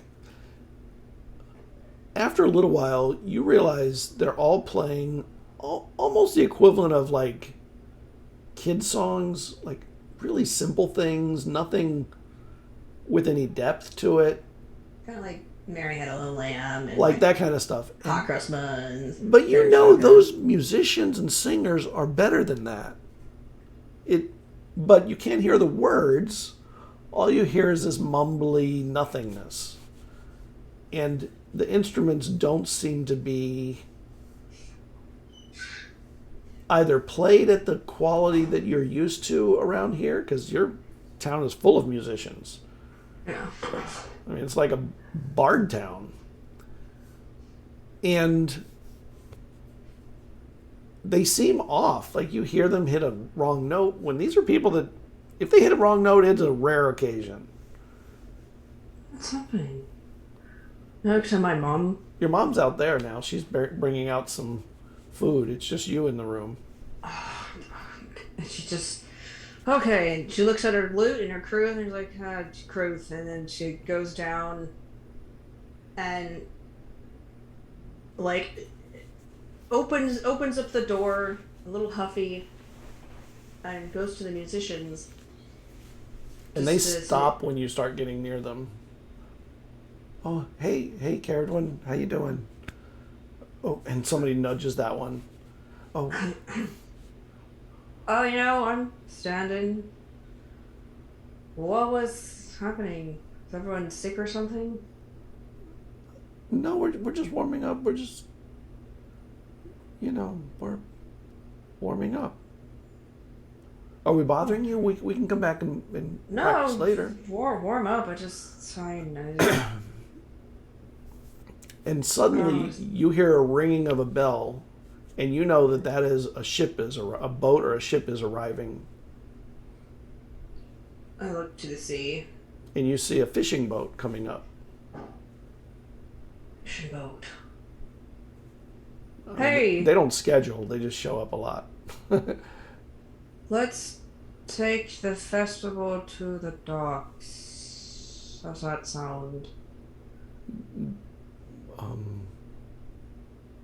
Oh, okay. Or not. You heard her, let's take these tents down, we'll move it down to the docks. Enjoy Or the sea. we could just... No, it's fine. I don't want everyone to move the festival. I meant just send a welcome party. Well, whatever you want, honey. You want a welcome party for the fishermen, or it looks like a fishing boat? Yeah, let's do that. I know. All right. She just starts pointing you, and she picks 5 people, and we're going. Okay. We're going. And they all hesitate for a moment and then go. And you head down to the docks. Yeah, And she's heading to the docks. And she's like thinking to herself, I'm good at talking to people. I can do this. We get to the docks. And when you get there, you see one person you know. You see your friend Desis. All I just dressed look in at her, fishing stuff. and I just start playing like a song that I'm pretty sure she would know, and then I like slowly like creep up to her. You hear music coming from... You heard music when you were pulling in, but it sounds like it's a little closer, and there's some music from behind all of you. I think I hear a familiar instrument. There's just a certain resonance to it. One of the other fishermen goes, God, I love Shaylee. Good food, fun to be with. It's like the best port. We should just come here all the time. I definitely should have come sooner, and I pivot in the direction that I'm hearing that familiar tune. And you have the equivalent of a Firbolg mariachi band walking towards you. Playing music for, if not for you, for the whole fishing boat. And all the fisher people sort of stop. When the music comes, the island, when these musicians come, are basically in awe. But then the music starts playing, and you realize it's pretty bad. And you've never heard that from Shaylee musicians. Yeah. Dwayne, am I performing bad? No, you sound good. Cerridwen sounds great. Everyone else is ruining the song. And like she's just like. And in a way, between the Cerridwen, dichotomy of they Dwayne don't- being really good The other's not doing so good, probably for the first time in very, very long time. There's just a bit of chuckle coming from Deezus. And Cerridwen, they don't look like they think they're doing bad. They look seriously like they're playing fine. I look at their fingering. Are they fingering like hot cross buns or like? Make me a performance check.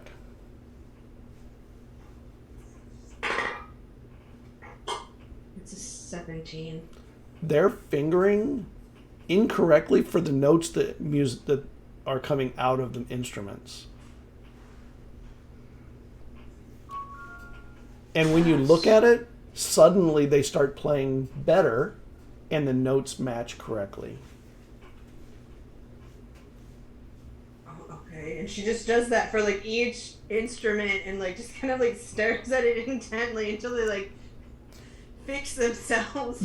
And they do when you stare at them for a moment. And everything's good. And then she kind of resumes just playing, and then we finish.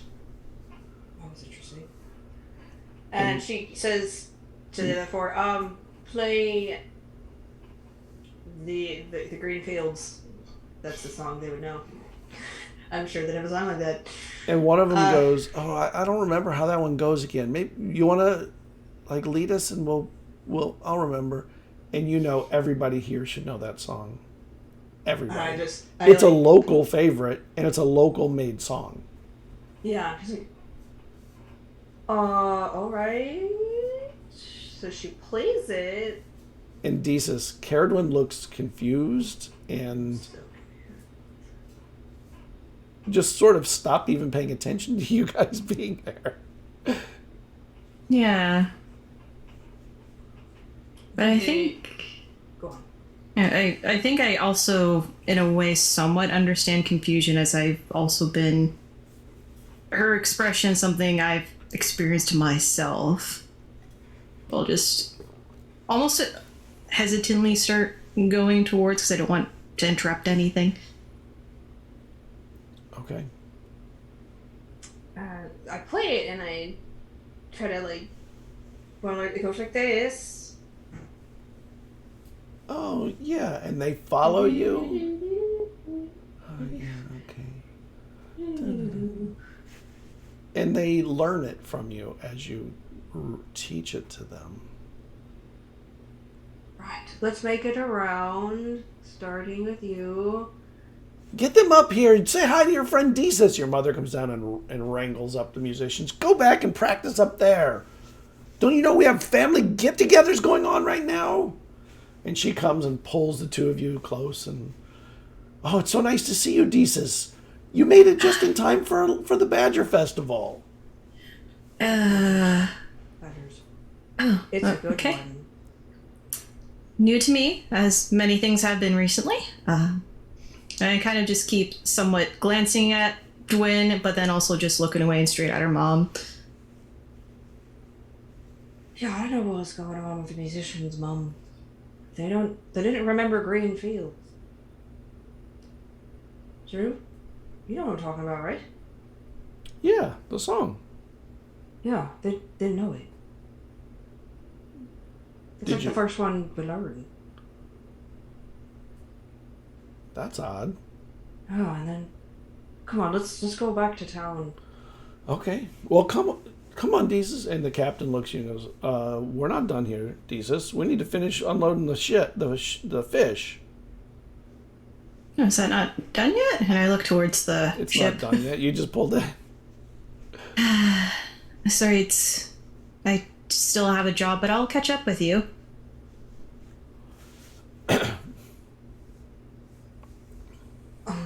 I think about spells to try to make this go faster. And she's like, all I can think of is, oh, okay. I go to Deezus and I'm like, so what if I cast Dimension Door and we just push the fish out?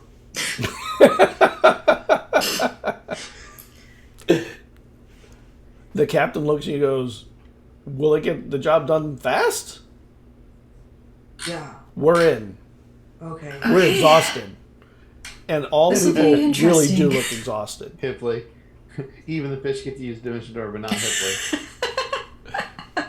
And you magic through unloading the fish in a super fast way.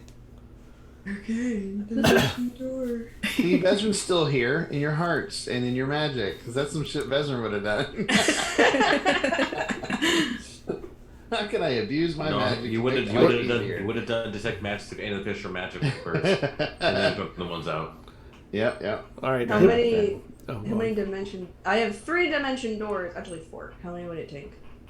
We'll use 3 of them. Save you 1. Yeah.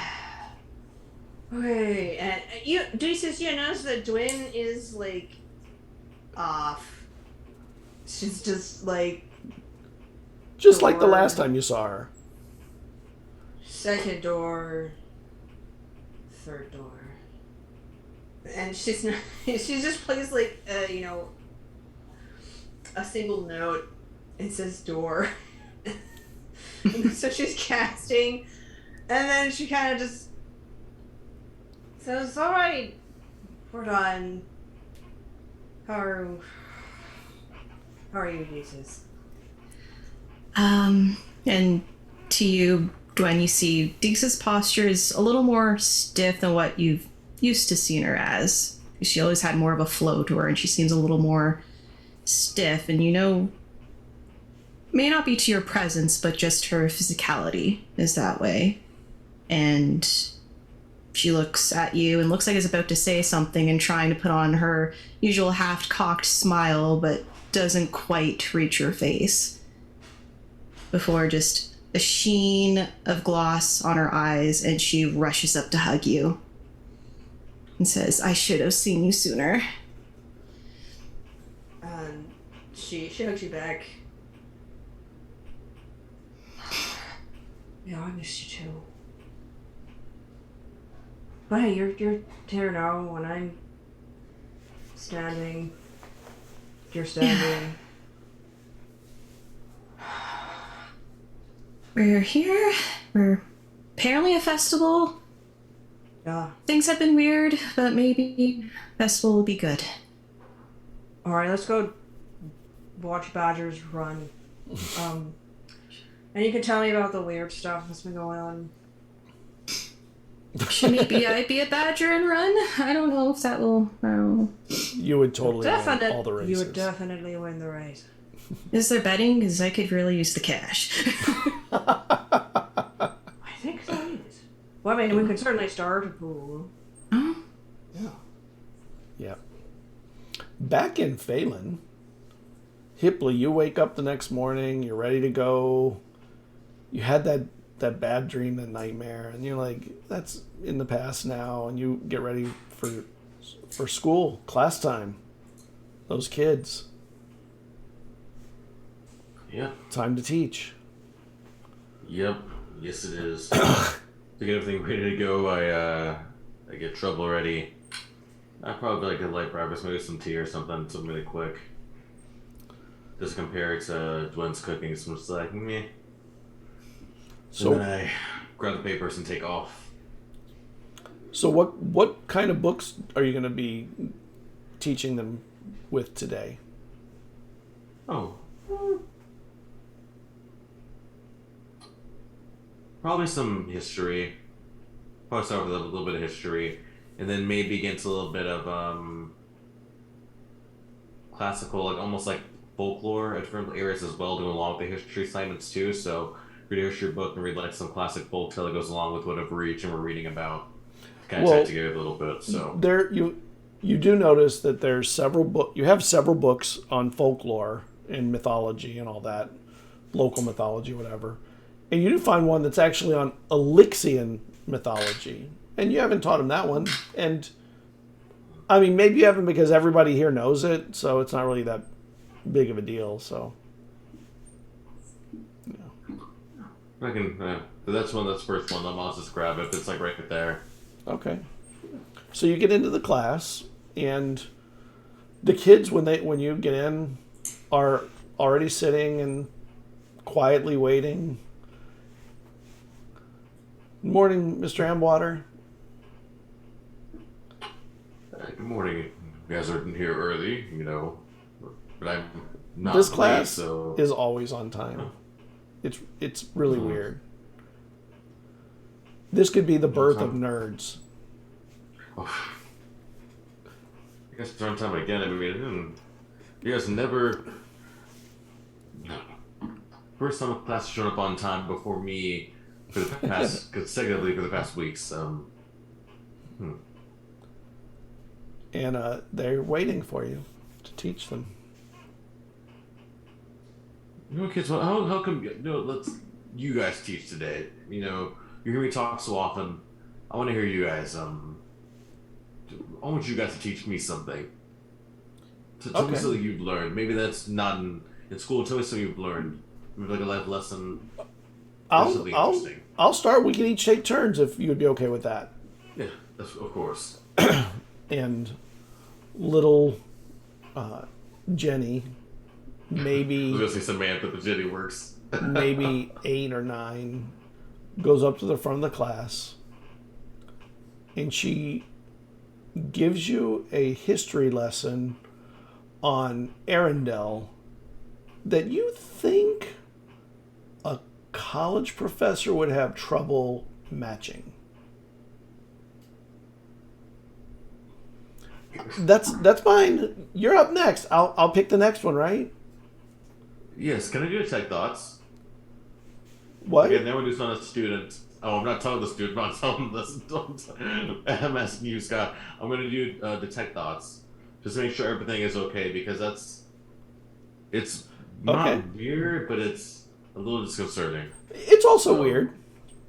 It is weird. So yeah, I'm definitely using the tech thoughts just to make sure everything's okay. I don't like using spells on students, but this is I want to make sure that they're actually okay. They are thinking about the history of Arendelle, the complexities of the wars that Arendelle had with Vilai, and the differences of opinion on why the wars ended up that way. And then suddenly it's your turn, and you have read enough minds to know that people's minds don't just go from one thing to another instantly. And that's what happened. And the next kid pops up. Huh? Okay. I was going to say, I was going to dig deeper to see if I sense anything else that kind of, especially knowing that weird, flick. I want to dig deeper to see if I can find anything that might be. Make me an Arcana check. And not to make a save of a wisdom 16, so I'm digging deeper, but let me do Arcana abilities. 16.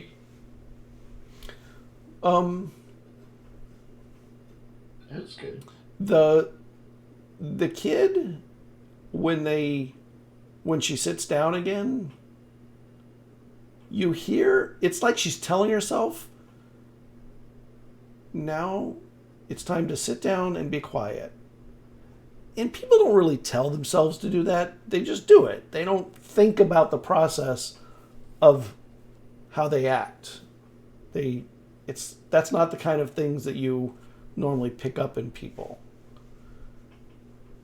And then she sits down and quietly waits while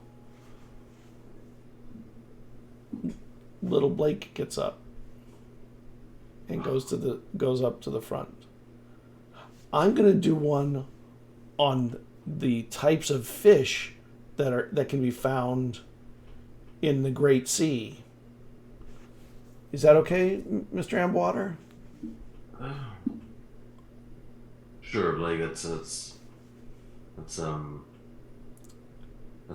fine. I mean, I'm sure there's something else you want to talk, because this has to be school related. So you sure want to talk about anything else? I could do it. Sure. How about on The history of the gods. Okay, just.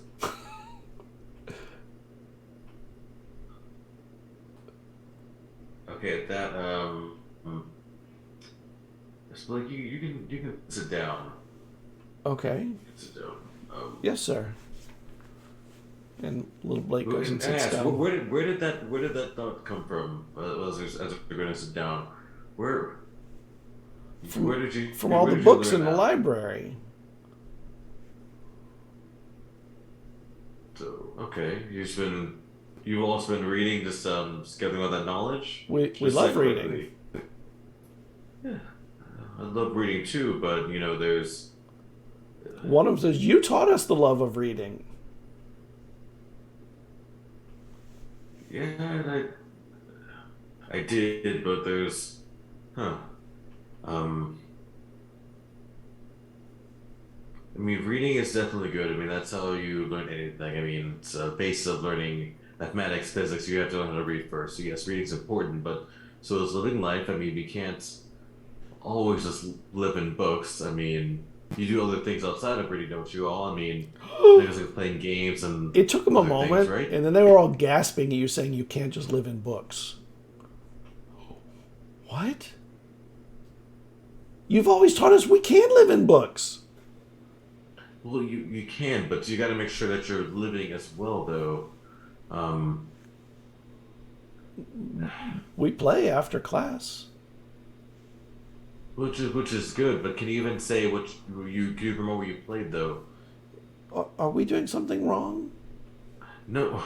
And that kid starts looking around. Are we doing something wrong? Are we disappointing you? Are we not learning correctly? No. It's not. It's not that. But do you?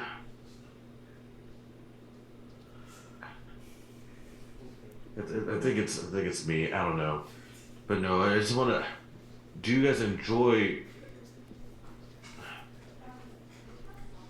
Something just seems. I don't know. I mean, do you guys really just enjoy reading that much? Like me, like with the first thing, and let's talk about anything. You just want to talk about that. There's nothing. We love learning. Why That's- do you love learning? Because you love teaching. But why do you? You can't just like because me though. Why do you like learning yourself?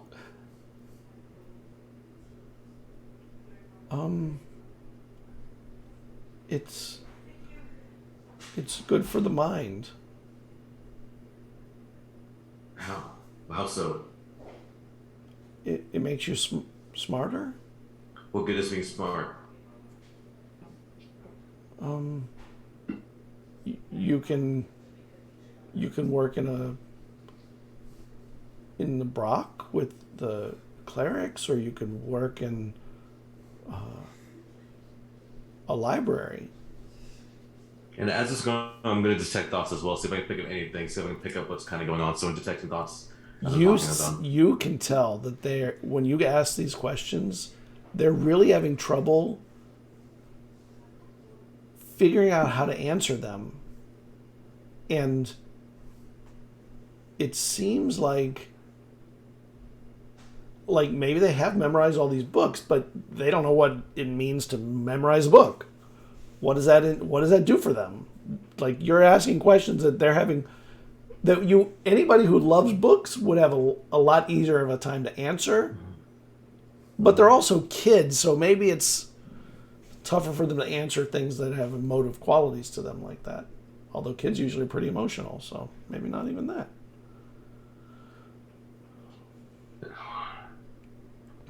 And that's what picked up with the tech thoughts, right? Just kind of that. Oh yeah, they're all trying to their answer. their minds are all like, it's more like they're trying to figure out what they're supposed to answer than what the answer really is. Students. Okay, listen. This isn't a quiz. This isn't a test. I'm not looking for any answer here. I'm just trying to look for what you really just. There's no right or wrong answer for why you might like something or not. So I'm not trying to find. This isn't a quiz. But Perhaps we should do reading together. Maybe one of the new books you brought or something. I think maybe a break is in order. I think you guys haven't had a vacation in a long time, so I think a vacation's in order. And so I want you to actually to not read, to truly enjoy reading, to get better at reading. You have to get better at anything. You have to sometimes step away from it. Did we read wrong? No. Did we do you something didn't. wrong about reading? No. Did You we didn't do read that. it in the wrong way? No, you didn't read. You guys did everything right, but It's hard to do this with a straight face with you. As a librarian in real life, it must be hard on you too. you didn't do anything wrong. But and I hope when you come back to it, you come back to it with a newfound appreciation for it. But by stepping away from the books, by going through with your families, your friends, being kids, do whatever kids do nowadays. I think you can come back to reading with more appreciation of it and finding a reason why you want to read, not why I want to, not why your parent wants you to read, but come with a reason for why you want to read. So, All right, now we'll go and play then, I guess, right? yes. And they all Yes. stand up and they start heading out of the room. Make me an intelligence check. You have that killer intelligence. You will kill it. Intelligence check. Not a bad roll. 17. You're the librarian. They have not checked out that many books. I don't like it. I just look at the trouble. What's going on? Trouble staring at a cat, thinking about doing it. I'll think. Okay, hold on. Well, I don't like cats that much, but a friend of mine, they like cats, so we're not going to. No, I'll get some. I'll It's get some. done. He stones the cat. I'm gonna take some slap and unpetrify the cat really quickly. Like, I'll go get some to eat. So kind of unpetrify the cat. Like, open the window. Like, okay, that's it's time for lunch.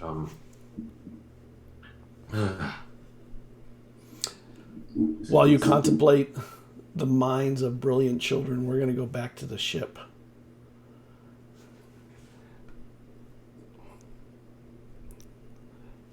On the ship, you're a few days out, and you're sleeping in between your work. You probably get 4 or 5 hours sleep a night. You know, he's not gonna like work you to the bone. He's gonna give you a few hours to sleep, and you find yourself sleeping and see this blue bubble around you again. And you recognize it in your dream as being like what you were before. And in the crowd that you're in the middle of now, all this sadness and these people around, you see there are a few people that are not being welcomed or hugged or anything. They just sort of walk through the crowd separately.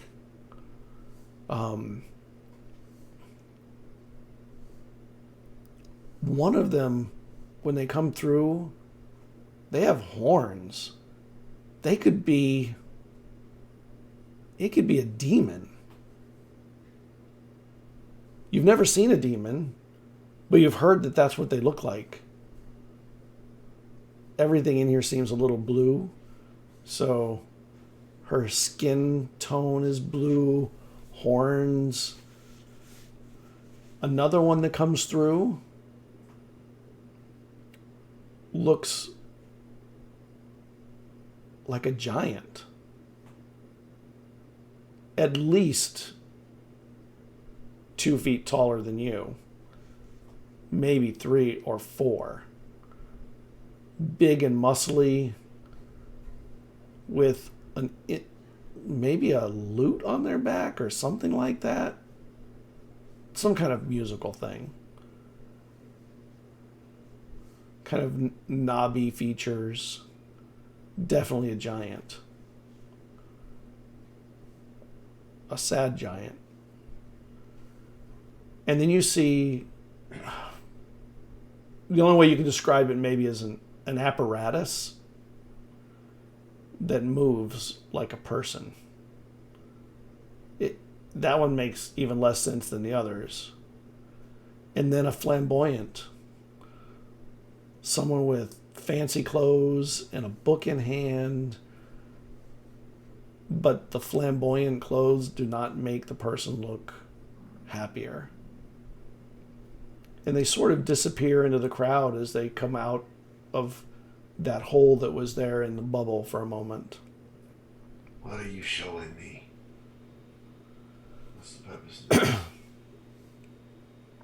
And what's really funny is that nobody else notices them either when they come out. It's like they walk separately and they walk solo out of the hole, meander off into the crowd, and they just stop in their tracks.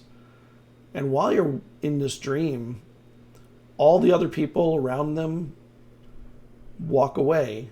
Slowly, they dissipate with their families and their friends. And the four of them are standing,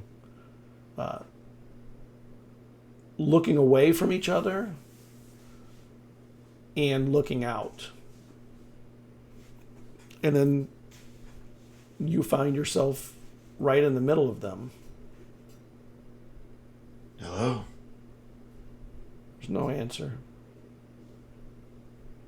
What are you showing me? What are these people? I'm waiting for something to answer, hoping something will, but I'll reach out to try to touch one of them. And the bubble pops. And you wake up. Somebody's shaking you in bed.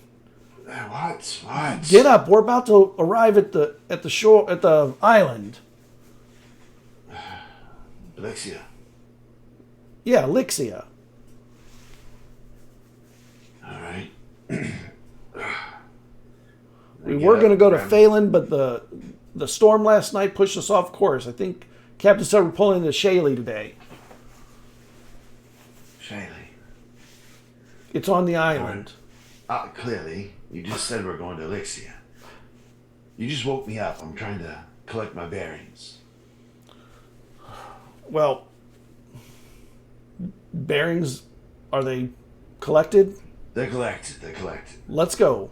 We got a lot to do before we can pull in. This port does not have the kind of docks they have at Phelan, so this is going to be a rough one. Liquor there. They have liquor everywhere. Good. That's what I've been waiting for. You guys have been getting me water since I've been on this ship. It's true. Every time I try to get a drink, they're like, no. I'm like, you just need a drink. I think as he runs up the stairs, I will reach into my pocket when nobody's around and just kind of pull out and look at something in my hand. And then I clutch it and put it back in. And then I still there. Run up the stairs. And you see there's some tents up by the town. And you hear people doing music of some kind. And there's a fishing boat pulled ashore. The fishing boats don't necessarily pull up to the docks. They sometimes just pull right up onto the beachhead. And there's enough room at the end of the dock for the ship to pull in. But now you're being, actually probably over the time you've been taught how to do a few knots that you need to do and handle the ropes and stuff. And the ship very cautiously and slowly pulls up to the dock. You hear a bell go off from the town side. It's kind of startling how loud it is. And the captain says, all right, down anchor. Let's go. And everyone You're the captain. rushes into work, into like the things they need to do. I'll come back to that. Back in Chiral, Jada has noticed that Solana has taken to wandering off at night a lot, like leaving the castle even, and she makes no bones about it. She says, like, I'm just more comfortable in the woods now. I mean, I lived in the woods for however long I was there, and this doesn't feel right. And she like points to the stonework floors and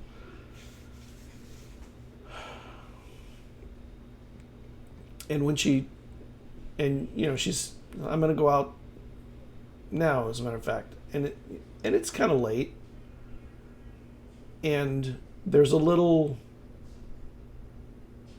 like, the sound of glass clinking on glass. I'll see you in the morning. And she puts her hand in her pocket, and the glass doesn't make a clink anymore. And she starts heading down the hall.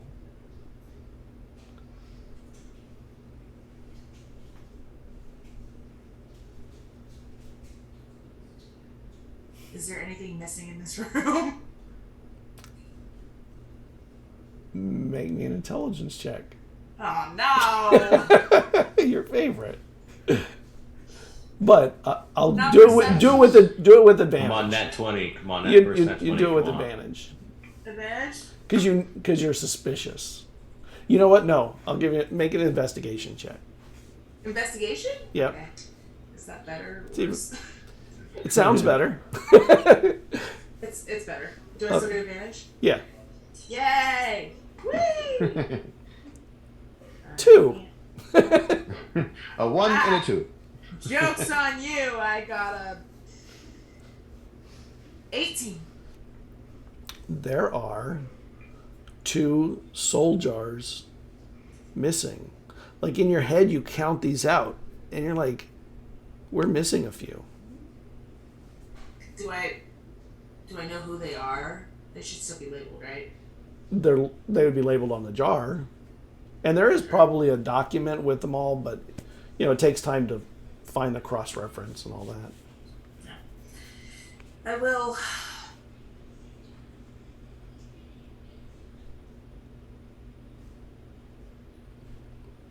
Yeah, I'll go after her. So after you spend a few minutes, figuring this out, and then you head out, and she's already out of the castle. She moves pretty quick when she's leaving. And you see her. I will also like to say that I have not left that room in days, if not weeks, if not months. Okay. Yep, that's fine.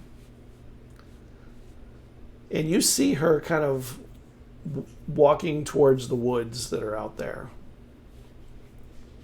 And as she's walking, she's sort of looking around suspiciously, looking to the sides as she heads not back where you are, luckily. And she gets I out can make a stealth check. towards the woods, and you see someone coming out of the woods towards her.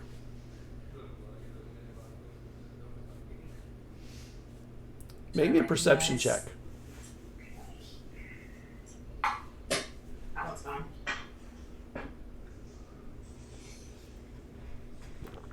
2, 1. Okay. It's your fault. It's just a silhouette of someone. That's all. It just means you don't see any detail.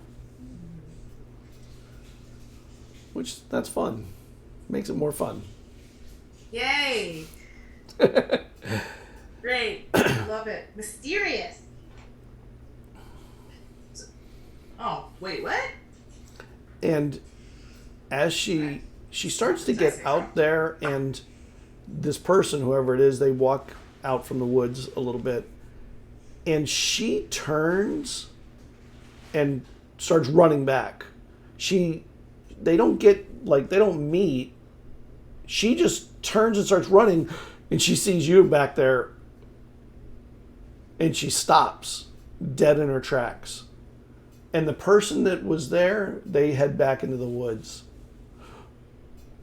I chase after them. Okay, you leave her there then? I leave her there. I clock that. Well, Jada's not that smart. I am assuming that she thought they were a threat, and so my thought is that I'm gonna go after the threat. Okay. You head out after them at... What's your dash at? What's your dash? You're fast, I think, right? I'm just sick. It's normal. 60, normal. Okay. 60. All right. Action and movement 90. No, wait. 60. I'm not a rogue anymore. All right. Do you have night vision? No, dude. I didn't think so. Okay. So you hit the woods, and it is pitch black in there. I think I have light, though. Let me see. Okay. I do. So, I will use that. I'm not being subtle about my pursuit, so. Okay. So you get out there, and you cast light, and you see somebody sort of, I wouldn't say running, but moving at a quick walk away from the area you're in. And they look over their shoulder and they see you're there, and they have these horns that kind of come up, like straight up, not like curled. And their legs bend backwards, not forward. Wait, this sounds familiar. I've met this person before. Well, you're thinking of the satyr. It doesn't look like the satyr. Okay. It's a bigger person, whoever it is. And the light lets you see that their skin is like a translucent red. And they have fangs, both sides, top and bottom. And they stop. Did you bring them for her? Huh? What languages do you know? That's a good question. I don't know. Common, Elvish, Primordial, and Sylvan. Okay. And he starts saying something in a tongue you don't know.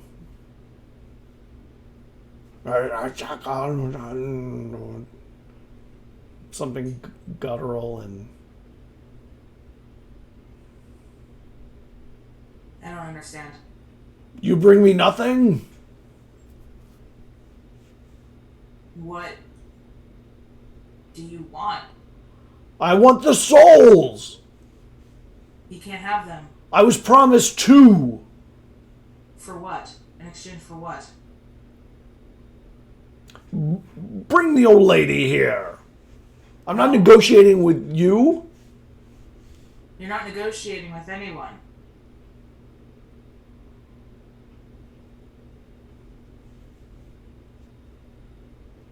What do you want? The souls I came for. What are you going to do with them? A deal is a deal. If she's not going to bring them to me, I'll get them in another way.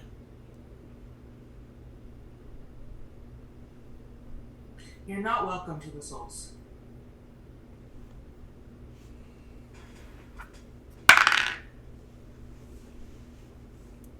Two I was promised. 2 I will get. And if there are more to acquire, I will work to gain those. If you wish to negotiate for them, what is it you're looking for? Wealth? Power? Prestige? No. Peace of mind. That's what you are looking for. I can help with that. Think about it. the old lady knows how to find me. And he starts backing away from you and into the woods.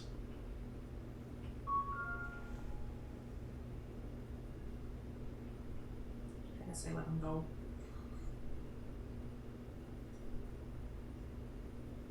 I will make sure he's gone before I start walking back to Solana. Yeah. He gets into the shadows and he disappears pretty quickly.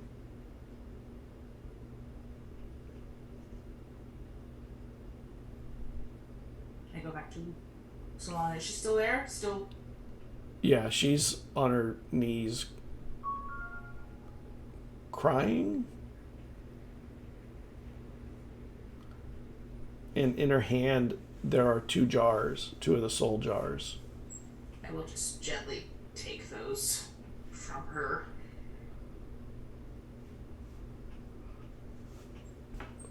And You made a deal.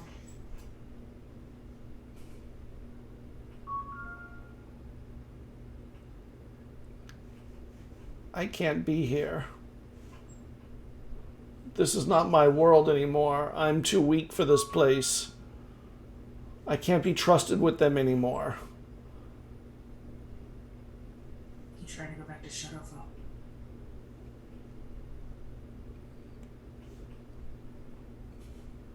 I can't get there another way. He said he could get me there. In exchange for the souls you fought so hard to save? It was only 2 of them, and I know how it looks. I know how it looks. It looks worse than it looks like it is. It is. You want to trade souls of people to go back to a place that wounded you so deeply you don't fit here anymore. Do you know why we were there in the first place? To find you. Your son came to find you. And I know I couldn't go through with it just now. I saw it and realized I can't do that. But he warned me the deal was already done. I couldn't give it to him.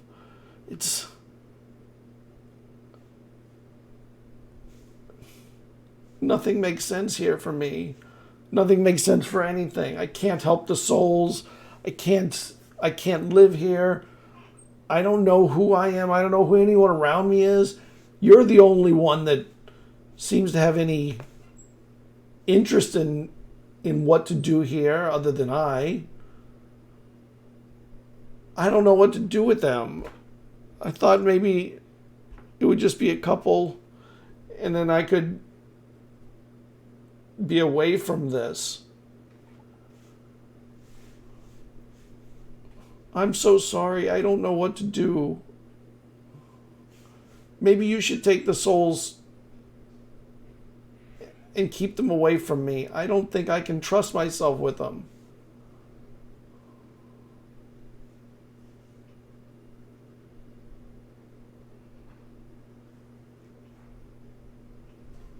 You are so weak. And she goes back down. I know, I'm so sorry. And she tries to grab your legs. I'm so sorry, Jada.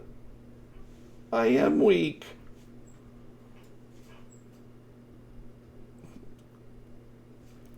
I don't remember when I wasn't weak. I may have always been weak. Maybe that's why it took me. Maybe it took weak people.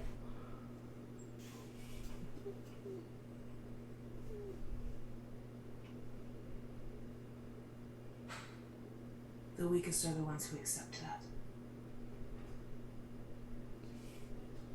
If you truly want to go back, I will not stop you.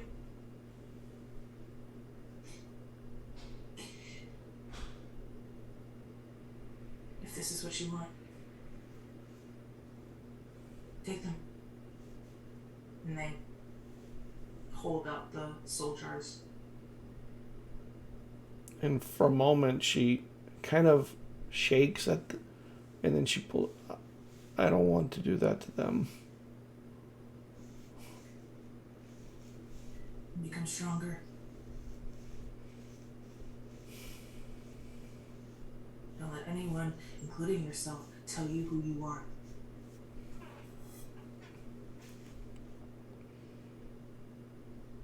I need to get out of Cairo for a while.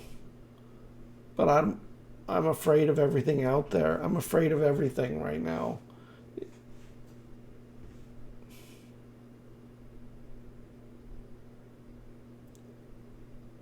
I'm lucky you were here.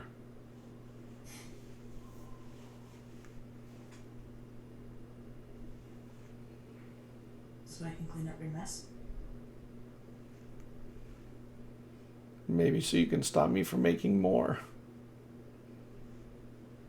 All I do is make messes. What? That is not my responsibility.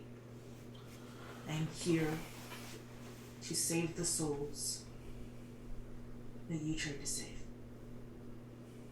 I am here to ensure that you don't jump off the deep end when your son worked so hard to save you. That's it.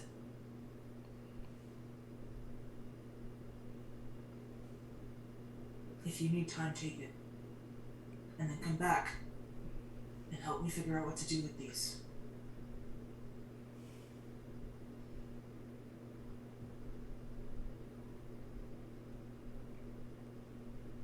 I'm sorry.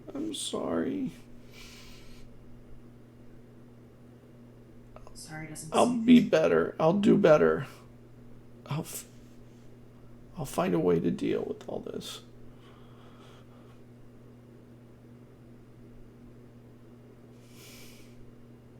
Take as much Thank you time for as being here and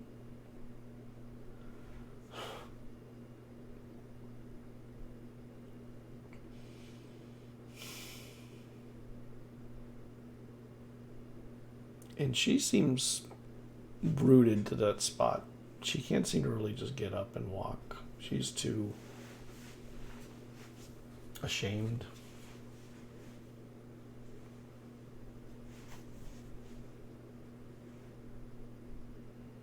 I think in,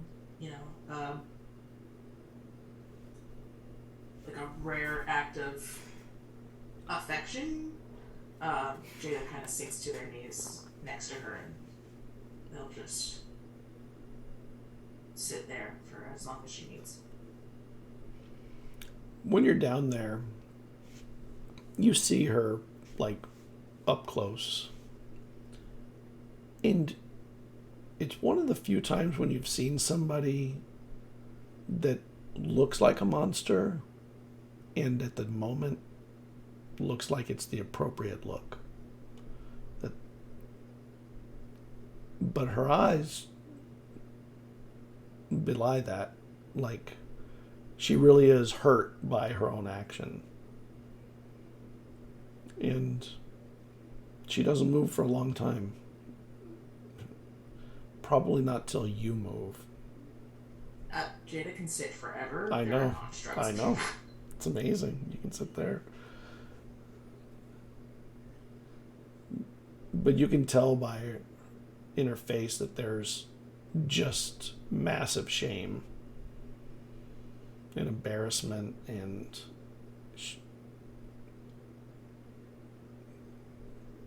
she feels gross.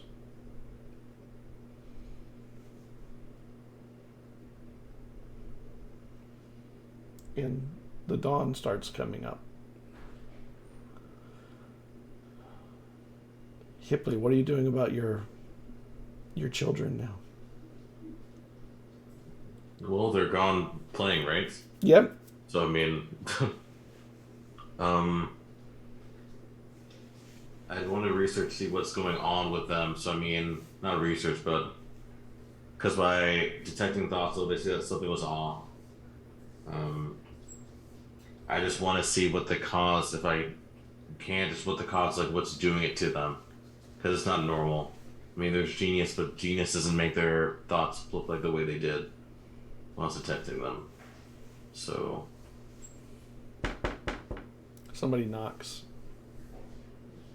Yes, come in.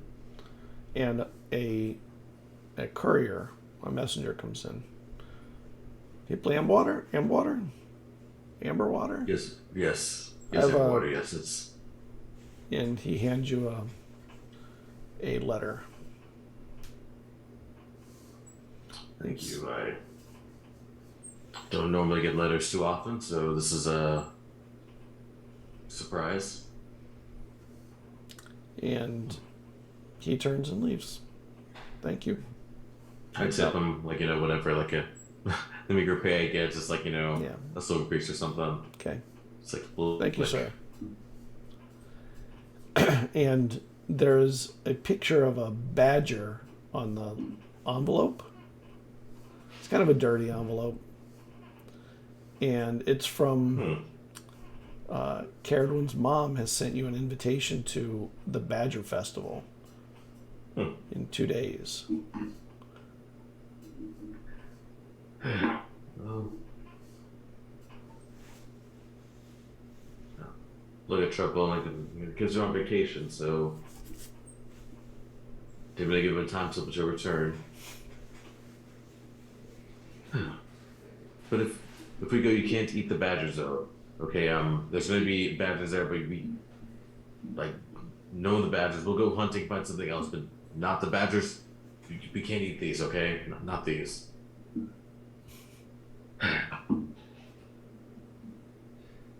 Still wonder what's going on with these kids though. Something's off. Ugh. Yeah, so I'll make plans to go and just kind of still just really thinking about the kid, trying to see what could be going on, what could be possessing them to be this way. Fearing that I may have brought something.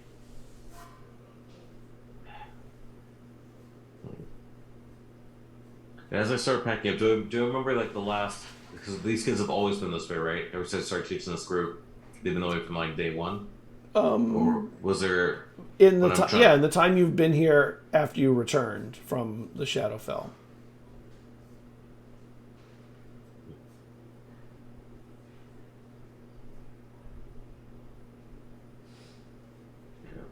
So definitely would leave. If I could before I leave, maybe talk to one of the kids' parents, like one of the kids who's probably doing like really the best.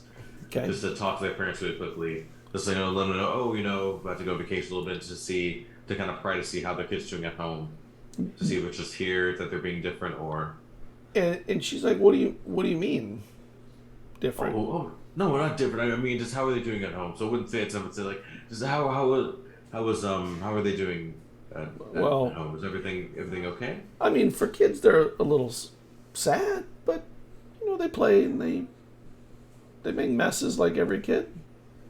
What do you mean? Sad, if you don't mind me asking. Well, a lot of people came back with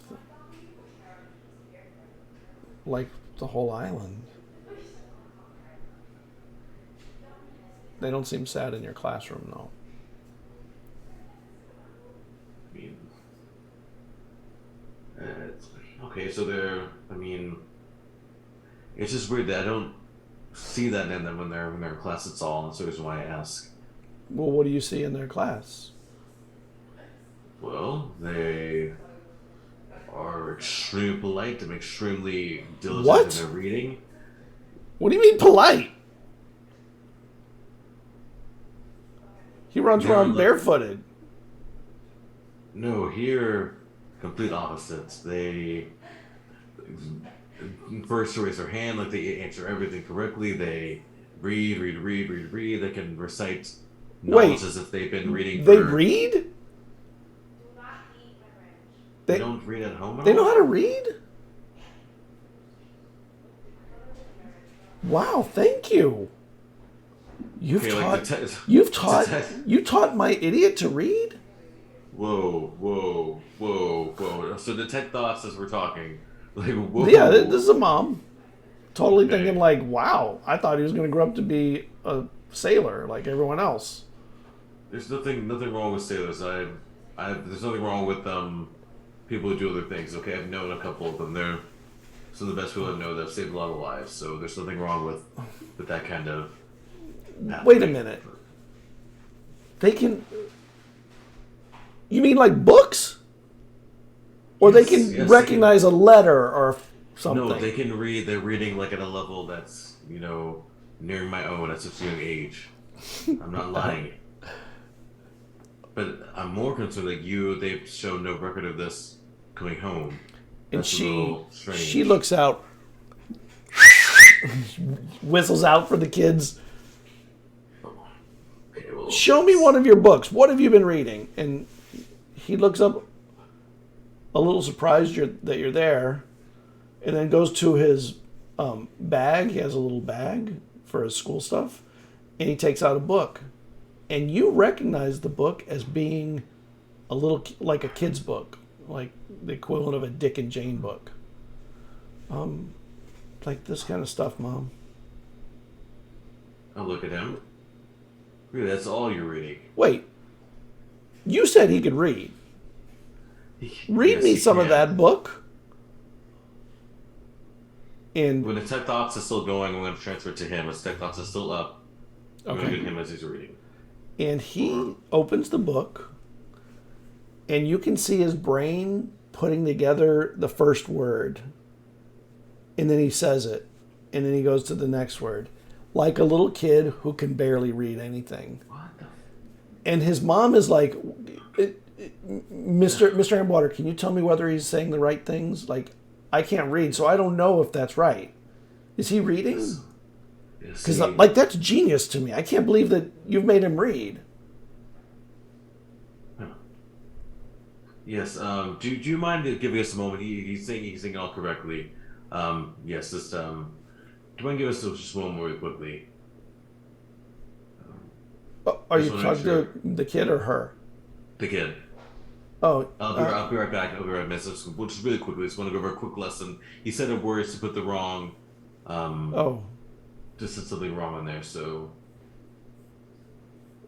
So he stands up and says, "All right, I'll step out. Can I go back to playing?"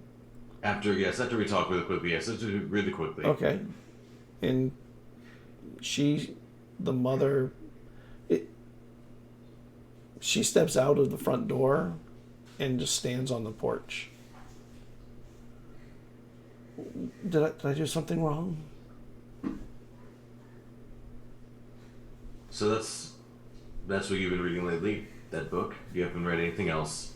We were just talking in class today about history and things of that nature, but now Oh, did I? Is that what I talked about? I don't really remember what I was talking about in class. I thought I was talking about, like, fish. Like, fish are good.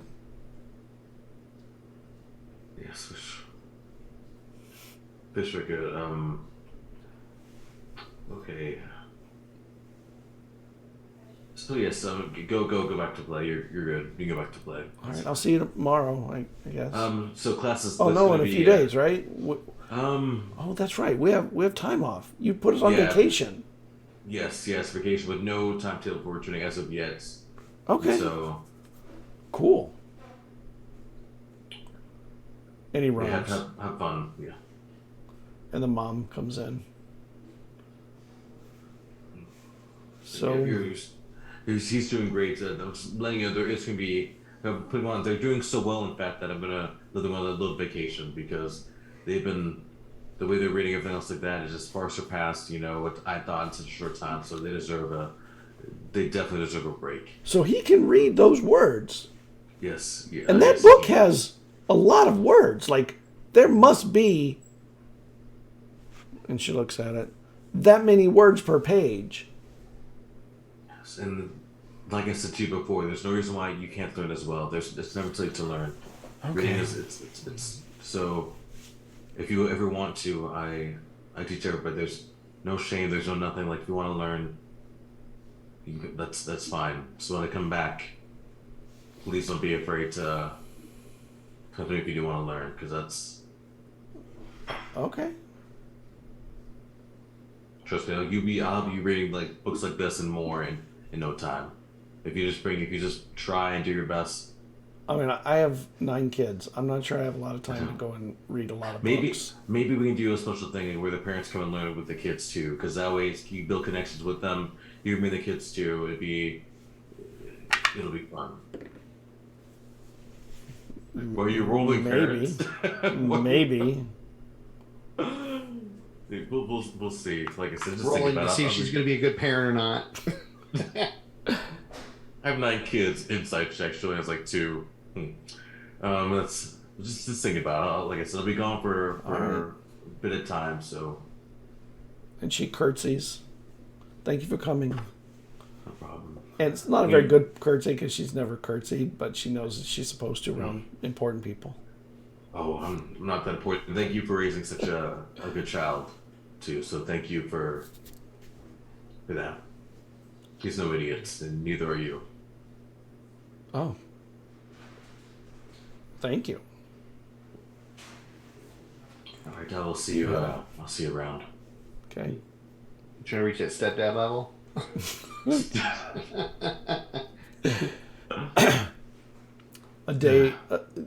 A day after the stuff that you had with Solana, Jada, a messenger arrives with an invitation to something called the Badger Festival by the Sagewynds in Shaley in a couple of days.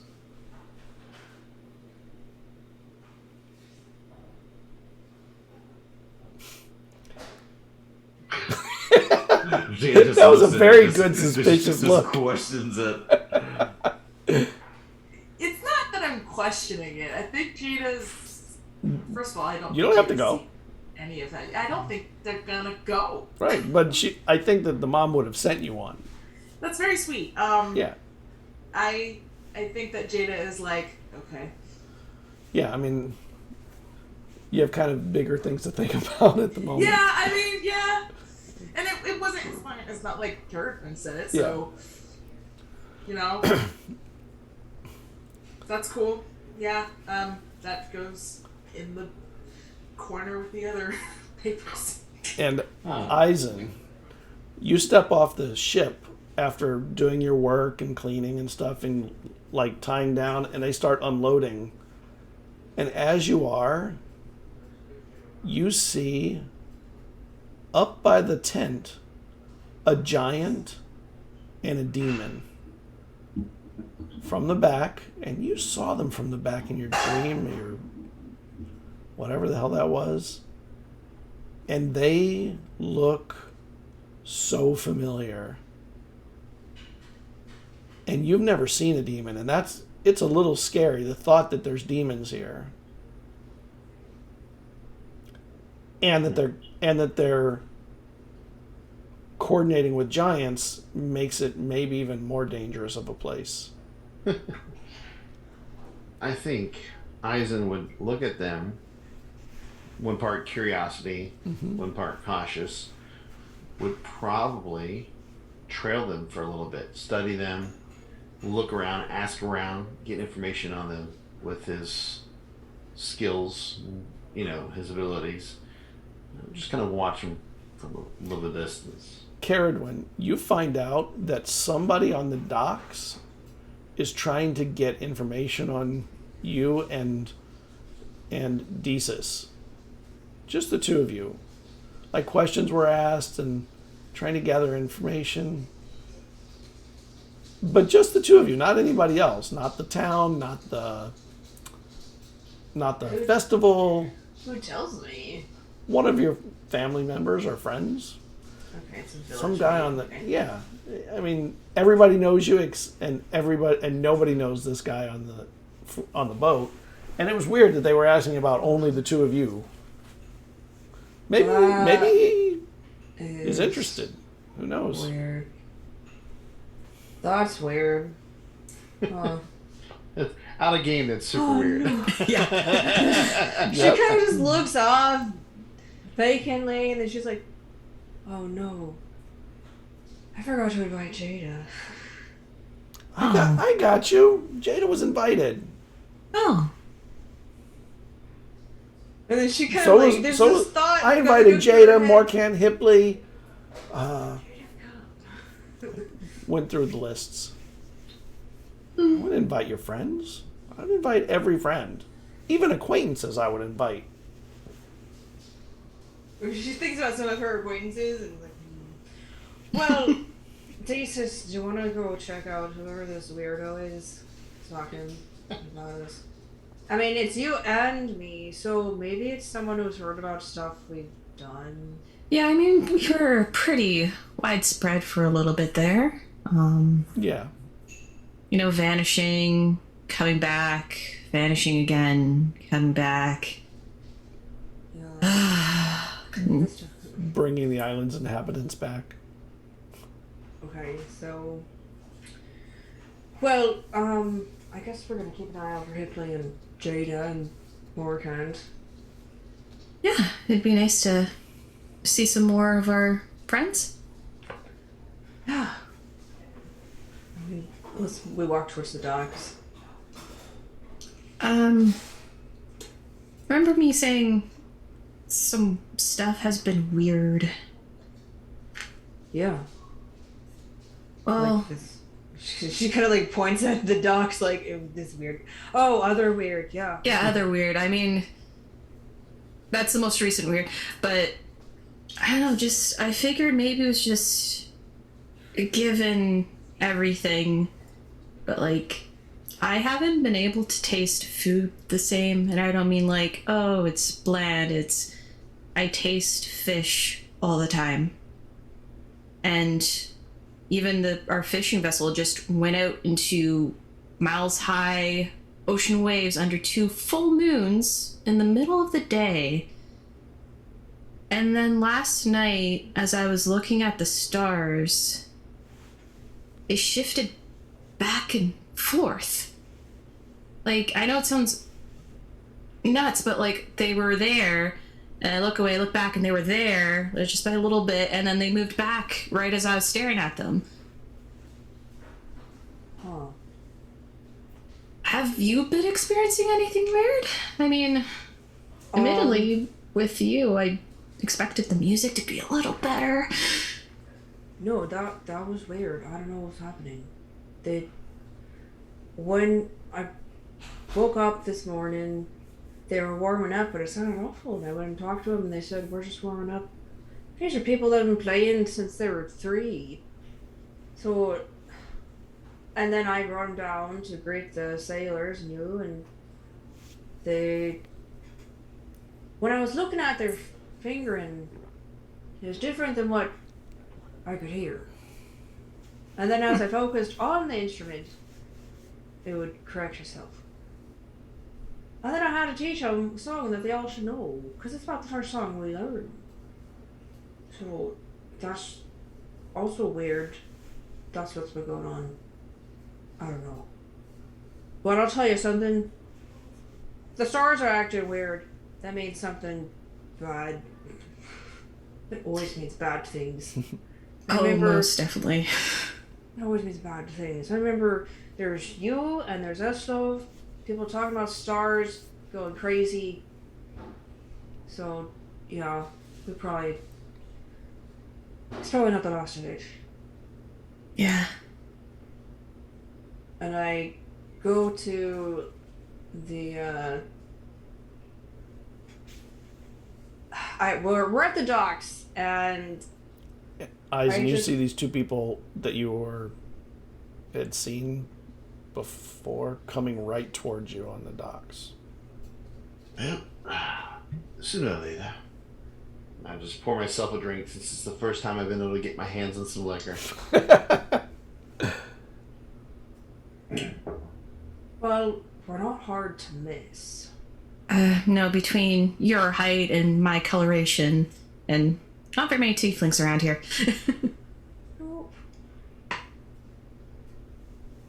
Well, I just grabbed someone, like, hey, we heard someone's looking for us. You know who that is? And the person points over at the kid with the white hair. You, for the record, I'm not a kid. I'm in my 30s. I have very young looking. I know. I just want you guys to know. Around Firbolgs, you're a kid. Twins just like, He raises a glass to you, trying to play it all cool and calm. I don't like him. Well, then let's maybe find something out then. And I immediately start marching straight up. I just follow. Hello, care for a drink? Well, usually I do, but maybe names first. We heard you were looking for us, or at least asking about us. And I'm very visibly half step in front of Dwen, almost in a protective way. Yes, I've never seen, someone with horns and someone quite that tall before. Oh. Well, I'm a tiefling. Technically half, but I'm a tiefling. And, You don't know what that is.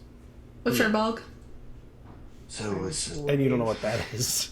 a tiefling some type of demon, or Lineage somewhere along the line. where I'm from? I haven't seen any tieflings or Firbolgs. What was Yes. Firbolg. it? Firbolg. I haven't met any of your kind in my homeland. You piqued my interest. That's all. Yeah. The name's Eisen.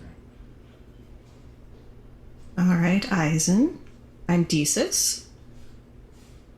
Cerridwen. Do you believe in fate or destiny? There is a difference. There is a difference. And I just somewhat curl my staff, which has the patterning of stars on it. I've seen both in play, for sure. I agree that there is a difference. Dwayne just raises her hand and is like, I'm very confused. Can we just clarify something? Are you hitting on us or are you threatening us? I don't know what's happening. That's the way it should be. You should never know what I'm planning. But no, I'm at this moment just asking a question. If you would like to know more, we can always discuss that later. And I now fully step in front of Dwyn. I mean, we've She's had... not upset. She's just confused. Like, you're really saying that? Yeah. Yeah, I bet you can still, like, clearly see over my head. I But, am somebody who believes things are supposed to be a certain way. Fate is for fools and dreamers, but destiny is what one forges. I believe in destiny. Things push us and we push back until we get to a certain point. In truth, let's just say I may have seen you, but not here before. I mean, that is vague and weird. You do realize that sounds really creepy, right? I'm sure it does. It's strange to myself as well. Don't quite understand it, but I get visions which lead me places. So I'm here in Elixia, believe it or not. Before I got here, it was not my intended goal to be here, but yet here I am. And while I was on my way here, I saw both of you, as well as a fellow in fancy clothing with a book and some contraption walking around, a device, a machinery, or I don't know, metal figure. I don't see them here, but you two are here, so I figured, why not learn what I can, why I saw you in my visions. I just say, can you give us a moment? And then Yeah, I pull Jesus aside and I talk to her in Infernal. Yeah. This guy is really weird. And has the worst pickup lines. That's really weird. Since he's not picking you up. But weird Yeah, stuff is happening. And we've all had visions before, and they all turned out to be really important, so... Yeah, I mean, visions isn't something that's out. We've been visited by gods, by evil gods, by spirits, by ghosts. And I kind of, during our conversation, could have done a quick insight on this guy. Sure. I'm detecting their thoughts, by the way. Trying to understand what they're thinking about everything. So I'm sure I picked up all this conversation that they've had because they're saying it as they're thinking it. 18 insight. He seems fairly easy to read, but there's maybe a little more depth than what he's saying. Like, there may be more there. He seems like an open book, but that seems like it could... That may be the deceit. Well, I'll say things have been weird amongst us. We've been through a lot. And we do know that because of our actions, the world is shifting. Everything with Reveus and who knows how far that is going. Yeah, isn't the moon bigger? Yes. Okay, not crazy. No. Oh, also, so, Aizen, you hear a surface level thought from Joanne. I am surprised. She's just like, this guy's really weird and creepy, and it's taking everything in me to not just kick him off this pier. She's just a subtle glance. She's just like, I'll just say, you don't have to kick me off this pier. I go over. I can Shit, he feel does a Hipley thing. the look in your eyes tell me you don't like me. It's fine. But I'm not your enemy. Did you take lessons on how to be weird, cryptic, and uncomfortable? Yes. Okay. You should probably take lessons on, things like friendship. And Well, because we're not interested in you. And then she just goes and interested Damn, that in was what cold. sense? I'm not trying to. Sorry, ever since. we've been through a lot. We've lost Yes. a lot. There's a lot of pain from all of you. That's the most subtle way of saying what it is truly is. But, And as you're saying that, you see him pull out 3 cards from a thing, and he lays them down, and he looks at you, Odysseus, and he says, something has left you with a desire to reconcile something you wish to have forgiveness for. Right now, due to that pain, you have been very conservative, trying to find security in your life, a place, a purpose. You need to, or you will need to step up and guide those around you. You're hurting, they're hurting, but in doing so, you might find the truth you really need to know.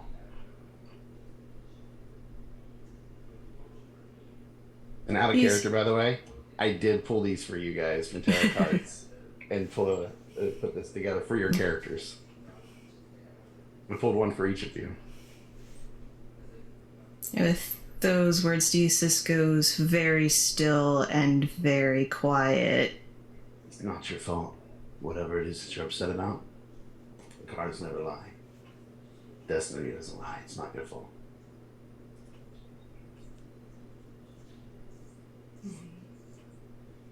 How's that for weird? And he looks at you, Dwayne. I'm going to cast Dominate Person. Wow. All right. All right. You need to make a save. I think it's a charisma save, if I remember I correctly. rolled a 15. I have a +2, so 17. Is that enough, Dwayne, or no? Yeah, it is. Okay. Unfortunately. Whew. And when it doesn't work, she kicks you off the pier. I am very agile. I will attempt to dodge that. As I'm in your head, knowing Really? that you're about to kick me. You're not going to let it just happen? It's so much more dramatic. I can see her thoughts. I see I'm going to kick this dude off the pier. And I will... Oh, no, it's Sidestep, a wisdom save. I'm sorry, it's a wisdom save. Oh, wisdom's +3, so it would have been +3 instead of +2, so... Oh. So what was the total? 18. Oh, okay. Sorry. Sorry.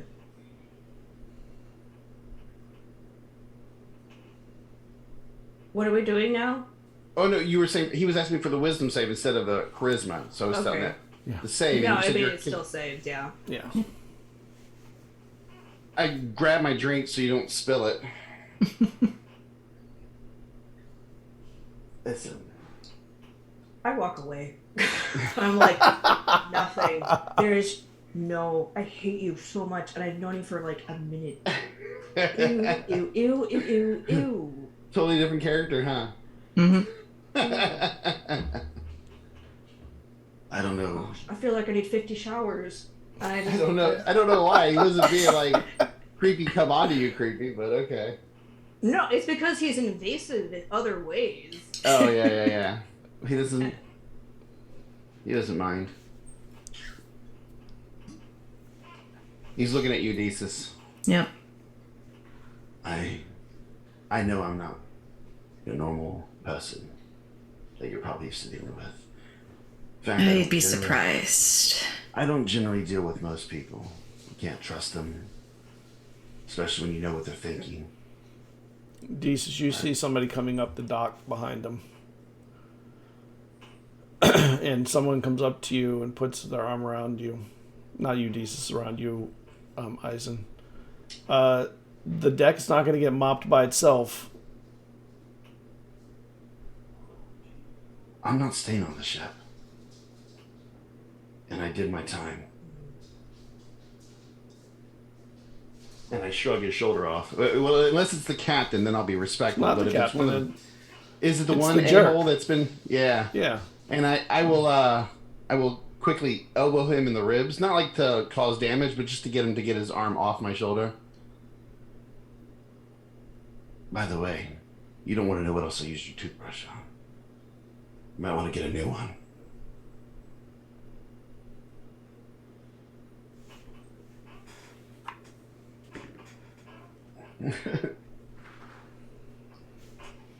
I'll buy a new one in Shaley.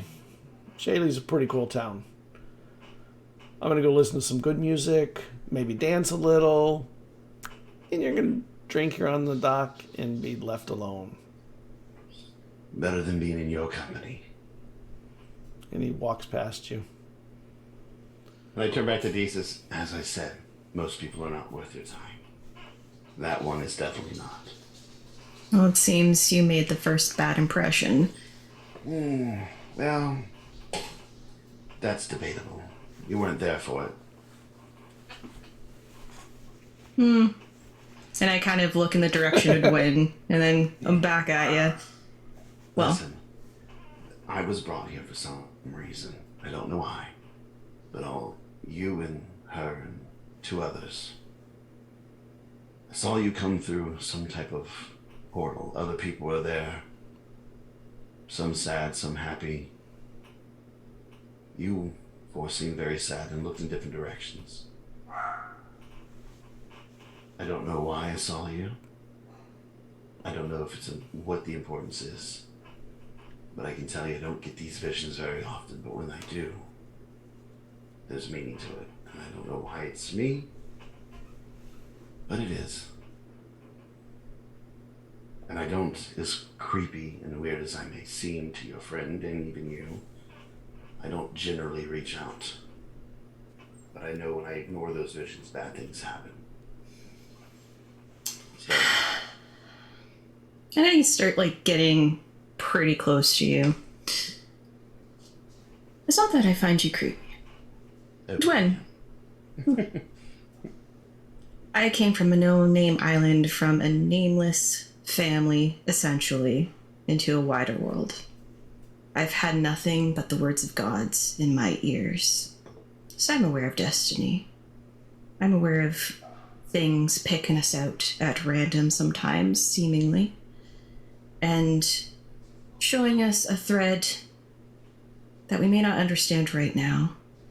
So the fact you've not just only picked up myself and my friend Dwen, but you recognize the faces of ones that we know that you shouldn't know. I was brought to my friends through fate, through destiny, through means unknown to me, but there I was. Time will tell whether you're here to do something good. Maybe just take time to enjoy the festival. And I back off, pivot, and walk in the direction that Dwayne went. I'll say this as you leave. Whether you trust me or not, whether I work with you or not, you all need to stay together. And just half turns, like, I don't need to trust you. Just don't lay a hand on any of my friends. I have no intention, and I show you I have no weapons. I'm not armed. There's no blade in my hand. If I wanted to harm you, I would have. That is not my goal. Well, there's more in this world than just weapons that can do harm. That's true. And I walk very much away. And back in Cairo, Jada, your time sense takes a beat.